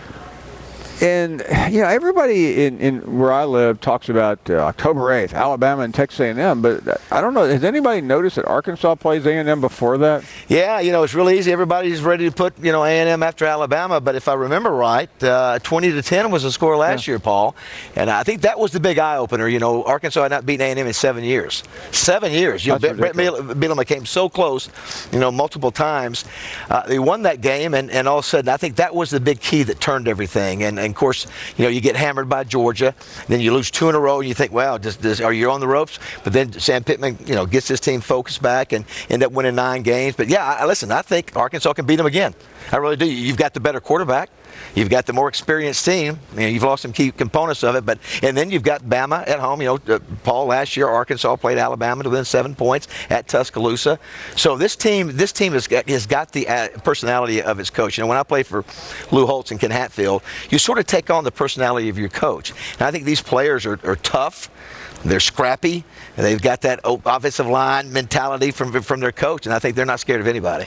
Talking to David Basil here about the Razorbacks. Let me ask you about just the overall state of college football, because you played at a time when the money was under the table. I played against SMU. I played in the Pony Express era. I did. We played those guys. They all had new cars and a lot of money. I mean, talk about those days, because everybody wasn't getting it, but a lot of schools were. Yeah, there were some. Obviously, again, I gave you the prime example. I mean, I played against SMU they were doing exactly what we see now. So yeah, I'm an old school guy, Paul. I remember getting $50 for a laundry check each month. That's what we got, and maybe to pay for one meal. I get the money thing. I understand it. I don't like it. It makes me appreciate. I do some awards for Division II, III, and NAIA players too, and it makes me appreciate them even more. Not taking away any from these guys. It's the way it is. But hey, listen, Lane Kiffin said it. It's a professional sport now. When I'm trying to get a particular player maybe to come on our show, or I've actually had a text that said talk to my agent. I swear. So that's the world we live in. That's funny. I mean, it's not funny, really. It's kind of scary, really. Yeah. And because going back to Saban a couple of months ago when he said that, I mean, we all thought SMU. He said Texas A&M bought the whole team. I'm like going, oh, we've seen that movie before. It's not unprecedented, and it's again, I was worried about it last year, Paul, over the last couple of years, when I just said, listen, what's going to govern this thing? Basically anybody can pay anybody do what they want to, but nobody listened. And now, you heard Lane Kiffin say again, I don't think a lot of thought was put into this, because think about it, Paul. These coaches are getting paid $5 or $10 million. They can't say anything negative about these guys getting money. You can't, because they look like hypocrites. And so sure, let's do it. In legislatures, oh yeah, let's do it. And there are no rules to it. And I don't know how you're going to fix it. I know Commissioner Sankey was talking about Congress and state legislatures, and I don't have which Congress are we talking about? I don't have a whole lot of confidence. I just wish there was an organization. Obviously, nobody has any confidence in NCAA. I just wish there could be another type of organization that could oversee this. That like David Cutcliffe, a guy like David Cutcliffe, who get guys like that come in. Let's figure out an organization that can oversee all these things that we're talking about, and let's not worry about politicians doing it. Yeah, but David, it because you know all these coaches, all the people that matter. That everybody's got to protect their own fiefdom. Sure. Yeah, it's a money game. I mean, it's a money game. I think it's interesting how it was almost, hey, listen, we're making all this money. Let's let the players make money, but the colleges still get to keep all the money they're making off TV deals. That's just the nature of it. So before you go, when I remember being at your club one year, and you just honored the '69 Arkansas-Texas game. Yeah. And I don't think I had a chance to talk to you. It was a year ago at this very moment that we got the news about Texas and OU. Those are two schools that are in your neighborhood. Yeah. How do you feel about Texas heading over? Well, the thing we love about college football are rivalries and geographical rivalries, and so obviously we hate Texas, and we loved you throwing that helmet last year. We could play that over and over again. It was one of my favorite moments ever.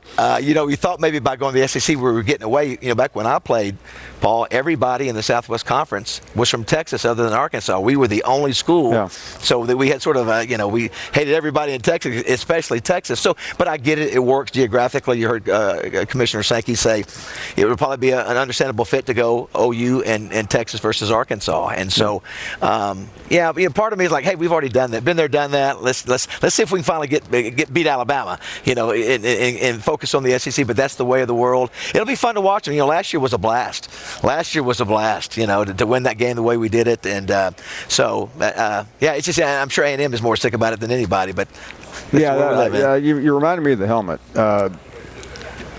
University of Texas is one of the richest schools in the world. Do you know that they sent us a bill for $365 for that helmet? I wish you would have sent that to Sam Pittman. Or Hunter, your check. I really did. I told Sam about it in Dustin, and he laughed, of course, and he would have pulled it out of his pocket. But the audacity of them, and by the way, I don't know, I don't remember who their helmet maker was, but you played college football. If a guy like me at 137 pounds throwing a helmet into a gravel road dents it, then what's going to happen in a football game? Shouldn't have made any difference. But it's one of your all-time classics to me. Yeah, and you were right. It was the right prediction.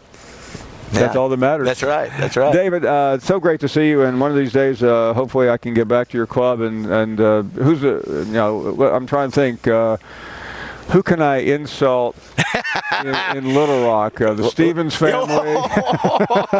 Sure, listen. Come on, listen. They can take it. On the flight out, I'll check the Fortune 500 and see who still lives in Little Rock, and make sure I take them out. Well, we would love for you to have the opportunity to try. Yeah. Well, I had a great time. One of my favorite memories that you guys took me to the Bill Clinton. The library. Right. And I ran into him not a couple of years ago. Quick story. We didn't talk about anything but the obvious. Razorback. Yeah, he's unbelievable. Yeah, he's a huge Razorback fan, and it's now everybody loves talking about Razorback sports, all sports. Yeah, especially Clinton. We'll leave it there. There's so much we could say. Yes. David Basil, so great to have you on. Thanks, Paul. What's the craziest question you were asked all week long? If I were Thanksgiving dinner, what 3 celebrities would I bring? And I told him LeBron James, Michael Jordan, and Cam Newton.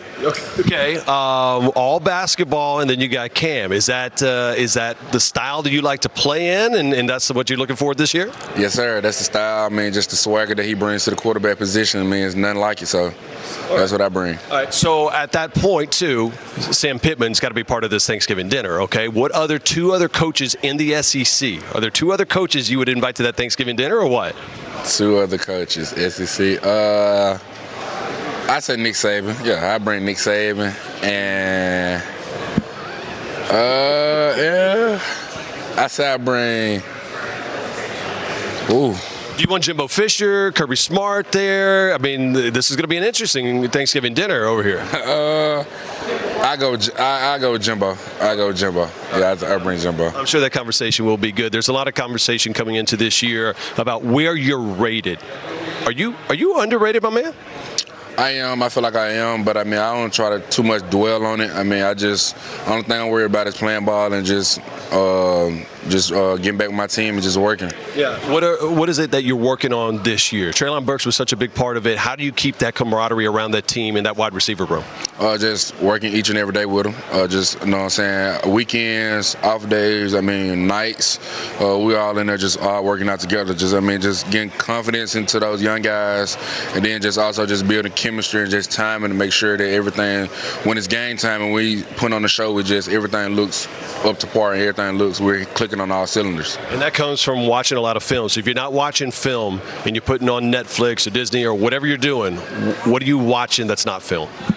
I really don't even watch TV that much, but when I do watch TV, I'll be watching a little series called BMF. I watch that. Okay, all right. I was going to say, not SEC now. We got to get you over here. You right there. You in? I got you. I'm tuning in SEC now. All right, you see, there it is. We can get you going, man. Hey, best of luck this entire season. All right. Thank you. Which SEC team has the best O-line? All right, so we had a chance to sit with Sam Pittman, and we call him the boss hog, the big dog, whatever you want to call him. He has 2 hogs on his property, he told us, but his O-line has people coming back. He has 4 starters coming back. His offensive line is moving people out of the way. You look at them last year, Arkansas led the SEC in the rushing. Their top rusher was their quarterback, KJ Jefferson, and then they had 2 other rushers that were running all over the SEC last year. So this O-line is ready. They're tough. They're mean. Arkansas is the best offensive line in the SEC. All right, well done, my friend. Gets me ready for football. I'm ready. You talk a little O-line, you know it's time to play. I think we are tired of talking. We're tired of talking. Let's just play the games, please. Amen. Top 5 quarterbacks in this league. This is sure to get a little bit of traction. Start thinking about this and see if you agree. I'm going to just get this one out of the way. There's no conversation here. He won the Heisman. It's a slow build, done. Dari. No, there's no slow build to this. Done, right? Anticlimactic. Was there any? Never mind. Let's go 5-2. Then we can get into this if we want. I think this is run-of-the-mill. No one's going to really pay attention to this, I don't think. Right, no. Nobody loves talking quarterbacks. So KJ Jefferson, right? He's got the 9 wins from last year, did a great job, I feel like, not only of keeping the ball alive, but in rivalry games, in tight games, in clutch moments. He's got this Ben Roethlisberger-type talent. Now, Ben could never run like that, but he's got defenders draped all over him, delivering dimes downfield. I like the way that he proved to be this field general that can make plays. You hear about these guys that kind of marshal the huddle, but they can't really make plays. That's not him. And at the same time, commands the respect and elevates the play of those around him. That's why he's sitting at 5. Easily could have been even higher. No, I don't. It's the guy who won the national championship, Dari. Who's got a real chance to beat them? Who are you looking at? I'm going to say it's either Arkansas or Tennessee. And you can make a case for others, and everybody's going to be sitting there going, what are you talking about, man? Because this team's coming back. They're loaded. They got a returning Heisman Trophy winner, the most important position on the field. Yeah. But did you see the way they played on the road last year versus teams that weren't that great? Did anybody think A&M was going to beat Alabama? Even they have a couple of foul balls in their at-bats over the course of the season. They didn't play well versus in the red zone. And so because of it, you go into a hostile environment. Now, I'm not counting Texas, by the way, in the opener. This is their first true test, I'm going to say. Yeah. On the road versus Arkansas, they're going to be woo-pig-suing like a bunch of lunatics down there. And they've got a game maker, a game player, and KJ Jefferson, they can find ways to make those plays when your defense thinks they're getting off the field.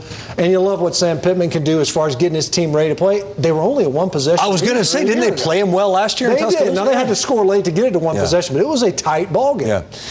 And then you said Arkansas linebacker Bumper Poole has become one of the core leaders for his Razorback football team. He recently sat down with Marty and McGee to talk about having one of the coolest names in college football and about the transformation he's seen in Fayetteville. 2nd and 10. Option play, Clifford. Oh, goodness. Bumper Poole just put a bump on Sean Clifford.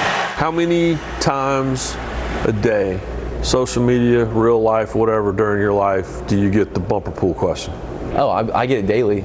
But, like, for me, I've been going by it my whole life.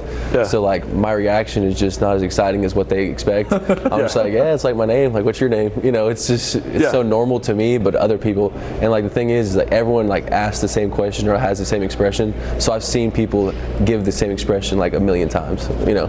It's one of the all-time, like, if there's a college football all-name team, you're on it, and you might be on the all-time team. Oh, wow. Honored. Yeah, you should be. Your dad, that's what he wanted to do, right? Like, he decided this a long time before you came along. Okay. What is the story? You know, he played like the billiards game, the Bumper Pool game a lot growing up, and he's like, I'm naming my first son Bumper. Here we are. Here we are. You have lived through the entire transition in that program at that university. How do you describe the difference in evolution from what was to what is? You think that you're working hard, doing all the right things, and then when you get new leadership, you realize there's a whole new ballpark of things that you didn't realize you didn't know. Whenever Coach Pittman came in, kind of gave us this confidence about ourselves where, yeah, we're working hard, but then there's a whole nother level of working hard, self-belief, self-confidence, the process it takes to be successful. How did you buy into whatever he was saying? was tired of losing, to be honest with you. He came in at a time where we are like, we want success so bad, but we needed something else to get us to that point. And Coach Pittman came in, and it was a match made in heaven for us. He sat right in that chair not 20 minutes ago, and he talked about watching the looks on the faces of you guys when you realized, oh, we can win these games. What was that like in the locker room? The famous turn your jukebox on, like, that came out of pure excitement from Pittman.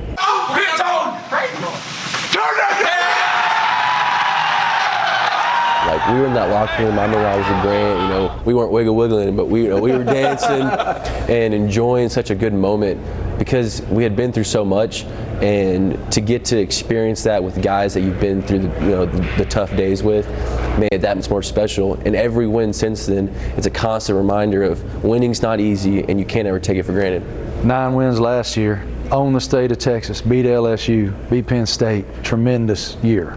What's the potential now? The sky is the limit, but there's also no floor. I mean, we're in the SEC. You have to go in every week knowing that you can get beat or you can win. And to make these bold claims, we're going to win this many games, you can't do that in this league. It's a daily grind, it's a daily battle, and every week it's a dogfight. And so we go in there with that mentality every week. The success we can have, there's no telling. Bumper has had the pool to himself during his 4-year career. He's racked up 349 tackles, second most among active players in FBS. Poole needs just 60 this season to leave Fayetteville as the program's all-time leader. And he's going to be a huge part of this defense moving into 2022. A tough road ahead for Arkansas. More on that coming up in just a few minutes. But Takeo, you've been going through the tape all summer. What is it about the way Bumper Poole approaches the game that impresses you? I think he's a student of the game, and you rarely find linebackers who actually get it in the classroom, but they can take it to the field and be able to show what they've seen. Like here, he's a heat-seeking missile. He has range, and that's the big thing that I like about him. He understands, he dissects the play before it's presented to him, and then he finds his natural running lane instinct. That's the thing that I really like about his game, because he can be on one side of the football field and never be out of the play. He loves his defensive coordinator, Barry Odom. Back for another year in Fayetteville. That was huge for Sam Pittman to keep both of his coordinators. What do you like about Barry leading that defense? Well, listen, I don't know him, but I love what I've been reading and hearing what the kids talk about. He's a very personable coach. He teaches the young men life skills. Look, guys, it's important for you to be on time, and this is why. And I think a lot of that had to do with his background of not just being a coach, but being on the administrative side, director of recruiting, things of that sort. Being able to organize people and put people in place, and he understands how to talk to people, talk to families as well. No one happier than Barry Odom, perhaps, that Jalen Catalon is back than Jalen Catalon himself. And if you forgot about him, he's going to remind you real quick week 1, because this guy is a force on that field. I love the way he plays the game. He, unfortunately, he gets injured from time to time, but if he can put together a full season, he is definitely NFL talent, and I'm talking about first day. His running lane instincts, he's the type of player, when he gets there, he comes there with bad intentions. Ball hawking skills, that was one of the things that I was surprised that I did not know. When I looked at him on film, sometimes when the ball was thrown to the receiver, he would turn into the receiver. And very few DBs, included in the pros, can do that. So I like his game. Yeah, he looked like a pro before he got hurt and missed the back half of last season. He looked like a pro on that field at Arkansas for sure. All right, the Razorbacks are no stranger to having a really tough schedule. They have for the last couple of seasons. They do once again in 2022. So, Takeo, you're going to go through the schedule and give us a little projected record here, starting with the opening weekend against Cincinnati, fresh off that college football playoff appearance. Well, I was always taught what's important? The first game. And the reason why this game is so important, not just because it's the first game, you get a chance to take your talents on the road and show how good the SEC is. Now, I'm picking them for a win. All right. That's important. The reason why it's important because it's what comes after that. Another big game, SEC game, another win here. Missouri State, absolutely. Okay, I know we're indecisive right now. What happened? I got them blowing up the pot on Texas A&M, okay? But now, let's settle down. You got to play Alabama. I got an L here. Yeah, tough. Then Mississippi State, the air raid offense. I'm not feeling them right there. On Mississippi State, this is why. They have an offense that they run so full speed and they disperse the ball to so many receivers. On the defensive side, they struggled. Arkansas struggled on the defensive side. Now, let's keep it going. Win against BYU, bumper pool, Catalan. They talked about we have not beat Auburn yet since we've been at this school. Hungry. I don't see it happening. Why? Because they're playing at Auburn. Yeah, it's tough at Jordan-Hare. Right? They come back with another win. And then over here, they get a win against LSU. Okay. I really like them against LSU. I think they'll be further ahead. And I think it's because of the type of wins that they're going to get, especially coming after LSU. Now let's get to Ole Miss. When we look at Ole Miss, do we got them winning or do we have them losing? I'm curious about this one. A lot of question marks with Ole Miss. Boom. They're losing against Ole Miss. Okay. I think Ole Miss will be a football team that develops a lot better as the season go on. So many new transfers, and they have to get Jackson Dart up to speed. I think that's the reason why they'll lose this game. Finish the season off. And look, guys, let's settle down if you're an Arkansas fan. You have to understand, they're still winning 8 games. Yeah. And the record really doesn't show it, even though it's worse than last year, but they're still a good football team. And this is the parity that we have in the SEC West. And I still think they have a better team this year than they do last year. And I want to correct our screen here, not you. Projected record would be 8-4 with 4 losses here. 8 wins, though. You were right. But our touch screen is messing up the math here. Now, now we're just messing with it. Okay. Out of all of these, you spent like 30 minutes going through this schedule. He was agonizing in the newsroom going into this show. Which was the hardest game for you to pick? I think the hardest game, it was, I kind of wanted to pick them against Alabama. Oh, I really did. That was the hardest game for you to pick? I really did, but, you look at what happened last year, Alabama handled them pretty good. Okay. Now, the hardest game for me probably came when it comes against Auburn. Was this one easy for you? They did have a battle last year. Yeah. They did have a battle. Arkansas fared pretty well against the Texas schools. Well, let's see how they do. See. Prove me wrong. Projected record 8-4. We're going to check your work at the end of the season, or Twitter is going to check it first. Arkansas. What's going on at Arkansas? They're not happy about being an underdog. Not so much an underdog. They are the favorite in the first game against Cincinnati, but they don't feel like they're getting any respect. My response to them would be, you're probably better than you were last year. Your schedule, though, is downright impossible. So if you can negotiate that, then we're having a serious conversation. Much like last year, the A&M game really will help frame what happens to the Razorbacks. Now joined by a coach that's not overseas with this team, but rather in Fayetteville getting the Hogs ready, is Sam Pittman, head coach of the Arkansas Razorbacks. Coach, did you ask Eric Musselman to bring you back any souvenirs from his trip overseas or what? Hey, all I want is some of those. He's got them fancy shoes he wears to every game, and he wears more T-shirts than anybody I've ever seen. So maybe they won't fit me, but maybe he can bring one of those T-shirts back to me, so I'll put them on the wall somewhere. You going to go with that look? Everybody, I've got the mustache look going right now. You going to go with like the low-key look on the sidelines, or what are you rolling with this year? No. I'm old school. With the old Nike pants and the coaching shirt like this one right here. Now, big guys need to wear a little black, and I'm glad that I know it's not in our school colors, but it's in my school colors, It's got to be a little slenderizing for me. It's looking good, and that team looked good last year, and of course, KJ Jefferson looked great, trying to take that next step. What are you working with him on about, getting to that next level this upcoming season? And I still think that he can become a better runner than he was last year. So we're certainly working on that. And he worked on his body weight. He wanted to be faster, stronger, all those type things. Intermediate throws, I think he's improved tremendously. Again, he's always been a really good deep ball thrower. Decision making on his reads, I think, have certainly improved big time over the first 6 practices. But the bottom line, he's such a more confident player than he was last last year that I just, it's taken off for him right now. All right, so everybody asked the question, so I have to ask it to you. No Treylon Burks here. Who's the guy that has stepped up so far in camp that you're looking forward to pairing with KJ Jefferson?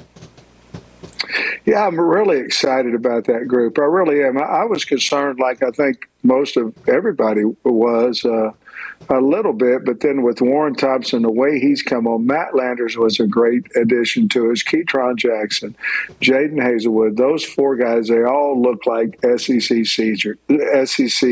receivers, and they're catching contested balls, and I've been really pleased with them. We've also moved Malik Hornsby out there at times to help us with speed and run and go balls and things of that nature. So those five guys right now are really playing well, and I think we're going to be fine there. I was very concerned about it. You have to do it on a Saturday, but I think we've got some good talent there that's going to help us. Was that the biggest concern that you had kind of going into this fall camp and figuring that out, or was there something else? No, I'm concerned. I was concerned about our D-line. We lost 3 starters there last year, and of course Ridgeway he's playing for Dallas, but we've got some help with Terry Hampton in transfer portal. He's playing well here. Isaiah Nichols playing well. All the younger guys are getting better. Landon Jackson came in, is going to help us along with Jordan Dominic. So I think we've where we lost 3 starters, I think we're going to certainly improve in that area because we're going to beat them by committee a little bit, I think. All right, last question for you as you guys get back on the practice field. What's your favorite part of practice? Is it the game plan before, looking at film after? Is it the first hit of the pads? What is it? I love to get in front of the team. I do. And so I don't want to say the end of practice, but I love talking to the team. I really do. I enjoy that. But the most that I enjoy at practice is individual. I love to see my coaches teach, and I love to see the way that the kids look at the coaches. We have good football coaches, and I love to go around and watch them teach these kids and the way they talk to them, the way they treat them, and probably more importantly, the way the kids look at them and respect our coaches. So I love that part of practice.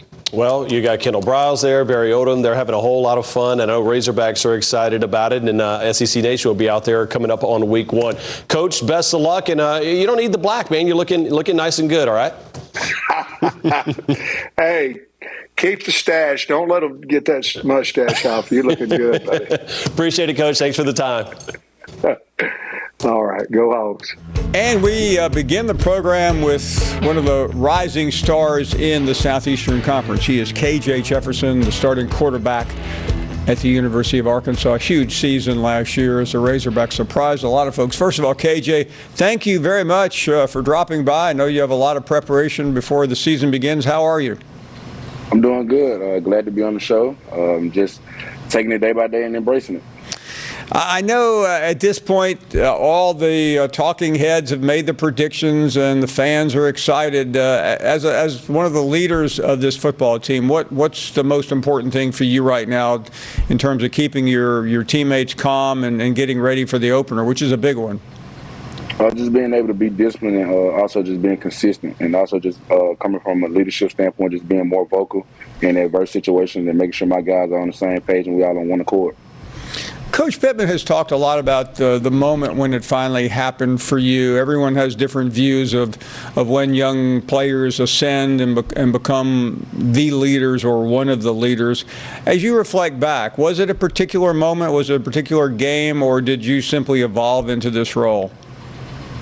I would say I just evolved into this role. I mean, I don't look at it as a particular game. I just really stood out and showed great leadership and all like that. I feel like it kind of growed on me as the season went on, and now I'm in a position to where I'm confident and comfortable with being more vocal as a leadership standpoint, and just also being able to just gain the confidence from my teammates, and also they putting their confidence in myself and being able to just come out and just also just show them that I'm a good leader and very vocal as well. KJ, listen, you were there when things were grim.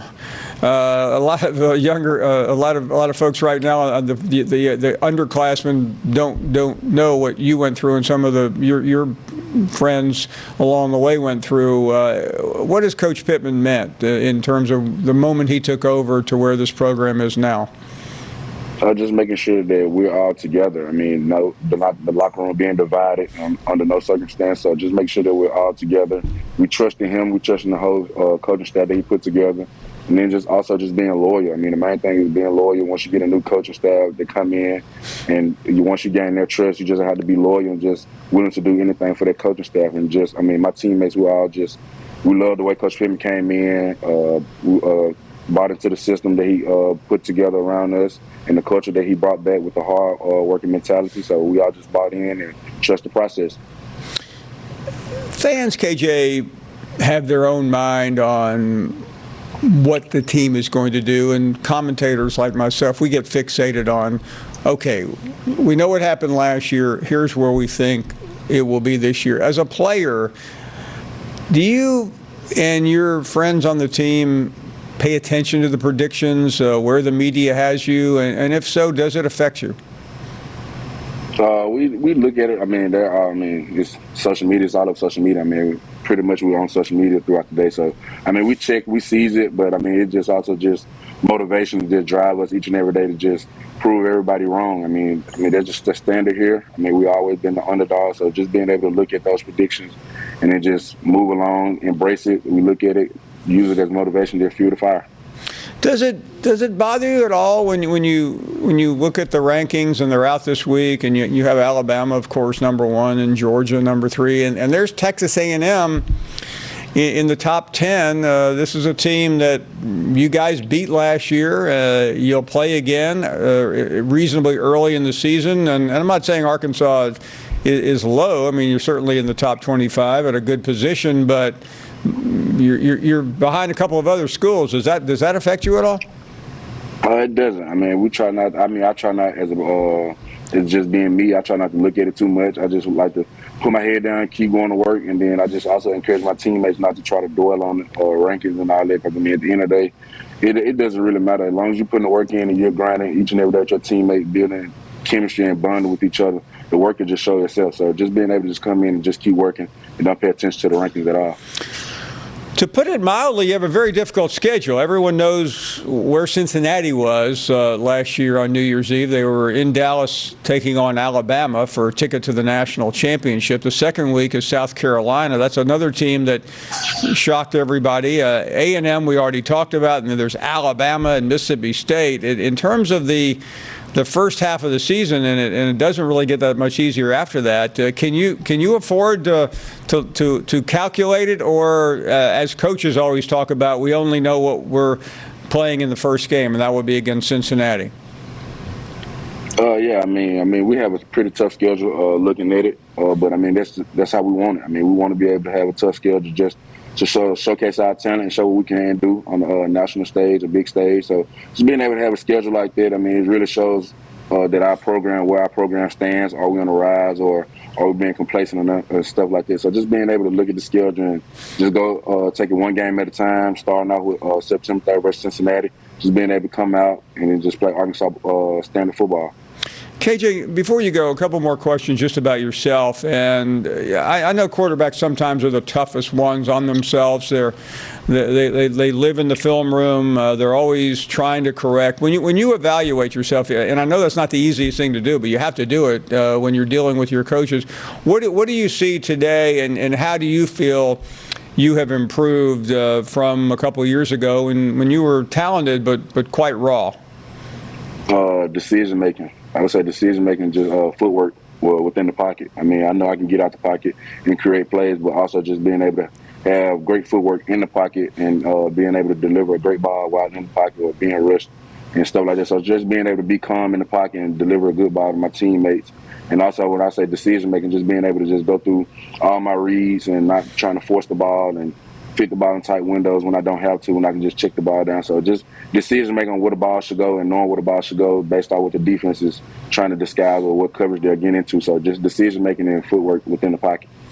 KJ, for those of us who don't know what it's like, we think we do, but we don't. When you break the huddle and you're checking out everything, I mean, there's just a split second to make a change, to make an audible, to look to the sidelines. Can you take us through that process?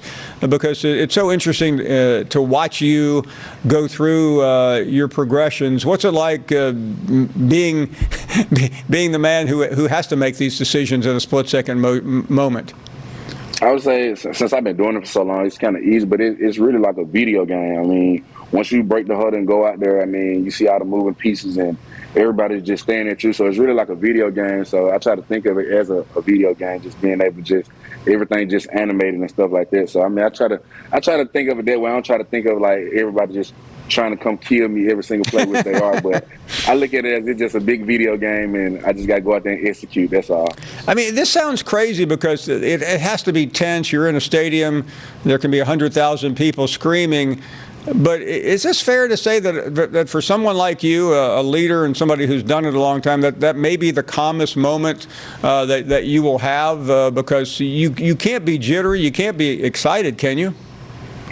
No, I mean, for me, I live about just being cool, calm, and collected. I mean, that's my 3 C's I just live by. I mean, just going out there being calm and then just also just relaxing. I mean, just being cool and then just executing at a high level. I mean, you being collected. I mean, everybody looking towards you to see what you're going to do in certain situations. So just being cool, calm, and collected and just going out there and play your brand of football and everything else will take care of itself. How do you, off the subject of the game, but before the game, how do you stay relaxed? I mean, is it music? Is it conversation? What are you doing?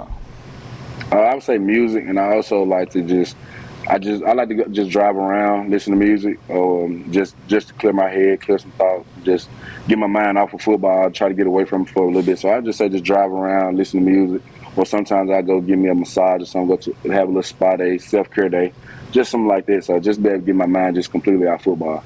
Okay, you've given me the obvious question that America wants to know. What music, what artists are you listening to calm down? I got a few, actually. I listen to Rod Wave to calm down. I also listen to Lil Baby a little bit and also Lil Durk. But I would say just to calm down, just ease my mind, I listen to Rod Wave. You're not going to believe this, but I've got the same 3 guys on my list. So, hey, what a pleasure. Well, we can't wait to see you in a couple of weeks. We'll be out there for the first game. And, KJ, you keep doing what you're doing, and thanks for making time for us. Thank y'all for having me on the show. I enjoyed it. It was our pleasure. You got a guy? I got a guy. Bumper Pool. Bumper Pool. His name is a nickname, right? He does, but I'm going to give him a nickname, and that nickname is Maximus, right? Oh. A guy that's a warrior, a gladiator.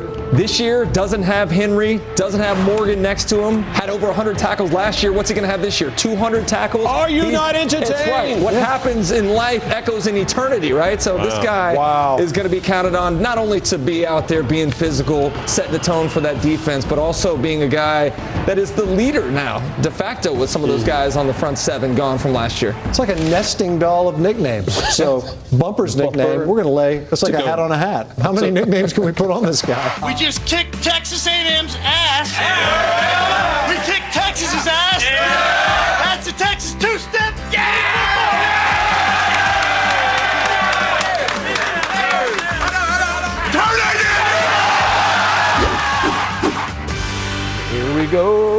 Here we go with the head hog.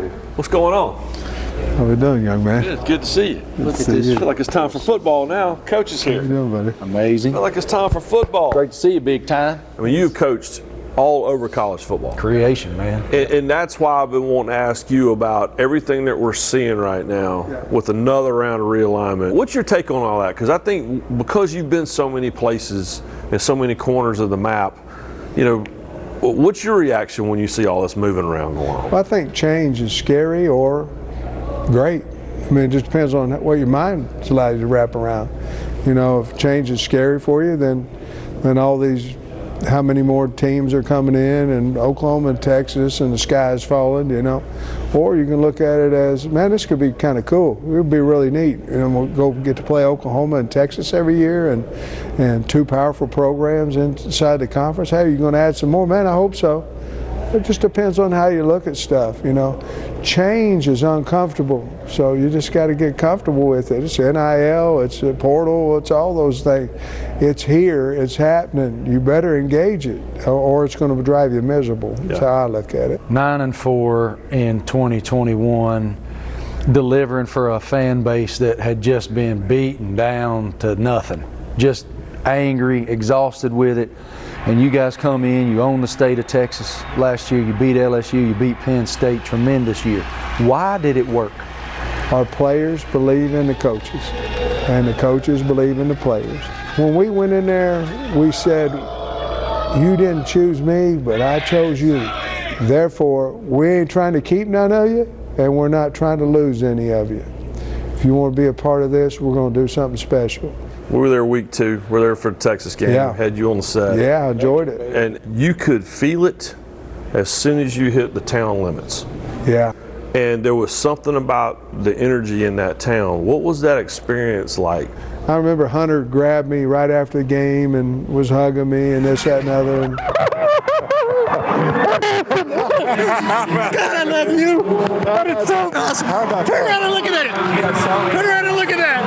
That awesome. You and your staff did that. But really, it wasn't about seeing the kids go on the field. It was about Sunday morning and about I'm bragging about the football team at church, Waffle House, wherever you're headed, IHOP, doesn't matter. I'm not endorsed by any of them. Maybe I should be. But going through my mind is we did what we said we was going to do when we took the job. We was trying to make the state proud of the football team. What kind of progression should we expect from KJ Jefferson? He's going to be better. He's a leader, but he feels like he's the man on our football team. The whole football team does. You don't have to say, hey, stay away from the quarterback. And they ain't getting close to KJ Jefferson. That's when you know you got the ultimate respect back there. You're going to have to lead now. If this thing ain't going like we need to hear from you. You understand? Okay. You got to motivate your own group now. You hear me, baby? I got you. All right. Well, you got to put a little biofreeze on it, a little dirt outside, rub it on there real nice and sweet. Got it right. Got it right, boss. Well, he got a little swag to him now. Oh, yeah. I mean, he does, and I wanted him to. Swag means the personality I have is just coming out. How you define your swag? Old school. Old school. No, it's old school. It's I'm old school as you can get. But hopefully I'm as genuine as you can get too. I'm just old school. You know, like they was asking me about my shoe game. I said, here it is. Them things right there are nice. Yeah. They're nice. Yeah. Now they ain't as nice as Lane and Eli had on. Those things were nice for them. Yeah. They don't fit me. Yeah. I mean, you shined up. That's me, shine it up. Going to Sunday school. Let's go, baby. That's right. That's a vacation Bible school. All right, so I know you like this white sheet we always pull out here. Yeah, come on. The best football player you ever seen or coached against? Woo. Been a few. Jameson Williams was freaking great last year against us. So was Bryce Young. So was Will Anderson. Can you use 3 on the same team? Jadeveon Clowney was the best college defensive end in maybe ever in college. He was unstoppable. What is the best fast food stop on a road trip? Shoe. You know, back in the days, I'd love to pull into Long John Silver's. You go chicken, fish, but I like the crunchy stuff I'd have them fill that basket up with the crunchy you know what I mean? Yeah. At the end. Back when I was in high school, you go on a date, $20. Go to Long John Silver's, or if you want to spice it up a little bit, go to Pizza Hut. Then you go to the movies, and you have $5 worth of gas. You and your girlfriend could just go out there and have the best time in the world. The crunchy stuff at the bottom. Bad to the bone. And you put vinegar on it. Yep. Woo! Taco Bell's a frequenter. Popeye's chicken sandwich, go Hogs. I mean, there's some good stuff out there. Robert, we're asking all of our young journalists, friends, to give us their thoughts on the upcoming season. I'm sensing, don't want to bury the lead here, that you think the Razorbacks are going to have quite a year. Yeah, I mean, is 9 wins attainable again? It's tough. I mean, you hear it every year. It seems like Arkansas somehow ends up with the toughest schedule in college football, just time and time again. I mean, two of the 4 non-conference opponents this year, you see Cincinnati and BYU, they're both ranked. So, I mean, bowl seems attainable for sure. I think if they could get to 7 or 8 wins after the regular season, then you call that a success. I want to go to Arkansas right now because I'm already getting a little bit of grief on Twitter. A couple segments ago, I was asked about overrated teams, and I did not call Arkansas overrated, but they were a team that came to mind where I said, you know what? This is one of those squads that I need to wait and see. They lost a lot of talent. I want to see what they look like within the first couple of weeks. You have Arkansas as a team of chaos in this article. Why is that? So again, with my SP Plus projections, I use those as kind of like a how many close games is this team going to be in kind of list. Arkansas topped it. They have like 8 games that are projected within a touchdown. When you take into account the fact that my numbers still like Cincinnati a good amount, so that's 1 right out of the gate. But the A&M game, the Mississippi State game, the BYU game, the Auburn game, LSU, Ole Miss, maybe Missouri. It's one of those schedules that could go in about 18 different directions. And if they can close out some close games, they can have another great season. They could threaten 10-2. You know, it could be an amazing year. But if they're just a hair worse than that, that's like 6 more losses right there. And so it could. They are a team of chaos in that, like, it feels like both 4-8 and 10-2 are at least slightly on the table. It's going to be interesting. I'm stressed if I'm Coach Pittman at this point. I mean, he's no stranger at this point to having a tough schedule because they've had one since the moment he walked on campus. So I'm buying Arkansas as a chaos team as well. Finally, the AP preseason All-American team was announced today. Bryce Young, Will Anderson are among 4 Alabama players selected to the first team. Defending national champion Georgia had 3 first-team selections, Bowers, Carter, and Ringo. Also, we have the second team here, and a shout-out to Missouri for the kicker representation. Always have to have some kicker love.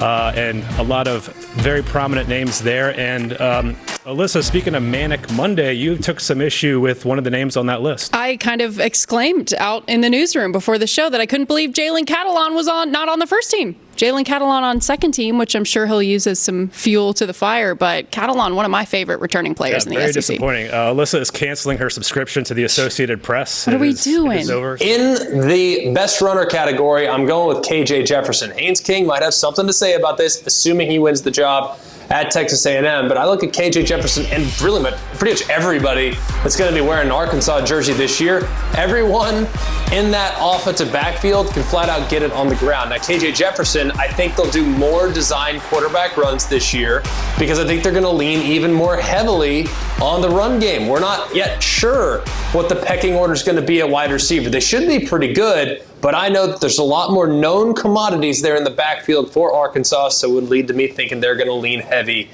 on that rushing attack. KJ Jefferson's a bull in a china shop, man. He can flat out get downhill and has sneaky good open field speed when he finds it. The best. With the next category, the green dots. The coach on the field, right? This is a new one, right? Yeah, it is. We're trying to change. We're trying to up our game here. And it basically means, as you said, in the NFL, it's the guy calling the defense. He's the quarterback of the defense. So for us, it's bumper pool at Arkansas. Lost a lot of linebackers. He led them in tackles. He's going to have to be the guy. Everybody's going to have to listen to what he has to say. Henry Toe from Alabama. Talked to Pete Golding, says he just gets us right, man. He's the guy in the middle of that defense. Everybody else can just line up. He gets them ready. Everybody else can lock in. Really helped Christian Harris a year ago. Jack Campbell at Iowa. Another guy I thought potentially might leave. And when you talk to him about it, he's like, I never even thought about it. I was coming back. We have unfinished business. He is a monster at 6'5", 243 pounds, plays the run and defends the pass as well. Just a great player in the middle for the Hawks. The Green Dot Herbie Award goes to Iowa linebacker Jack Campbell. There are some guys who'd play if you took the face mask off their headgear and go the throwback guys. Yeah, Jalen Catalan at Arkansas, we only got a chance to see him for about half the year last year. Got hurt in week 6. Love, again, his attitude and the way he plays on the back end. Just a true throwback. Brian Breesy's a guy at Clemson, another guy that got injured. I think it was around week 4, but from all indications, he's back and healthy. You put he and Tyler Davis in the middle of that Clemson defense with Miles Murphy on the outside. Some would argue it's the top defensive line in college football. And Noah Sewell, man, is this guy throwback. Remember his brother Penei, who plays now for the Lions at tackle? Noah Sewell all over the field, does so many different things for Dan Lanning now, who's the head coach and defensive coordinator for this defense. Noah Sewell is definitely a throwback. The Herbie Award for Throwback Player goes to Oregon linebacker Noah Sewell. Let's move ahead onto our next 5 teams on our top 25. At number 17, it's Arkansas, who arguably had the biggest turnaround in college football a year ago under head coach Sam Pittman. The Hogs' 9-win season last season were more than their previous 3 seasons combined. Very few think anyone's going to have any success, at least in the SEC. The preseason media poll, a brave 13 souls, including 1 vote for Vanderbilt in the East, but only 13 voters thought it would be anyone other than Alabama or Georgia to meet in the SEC championship game.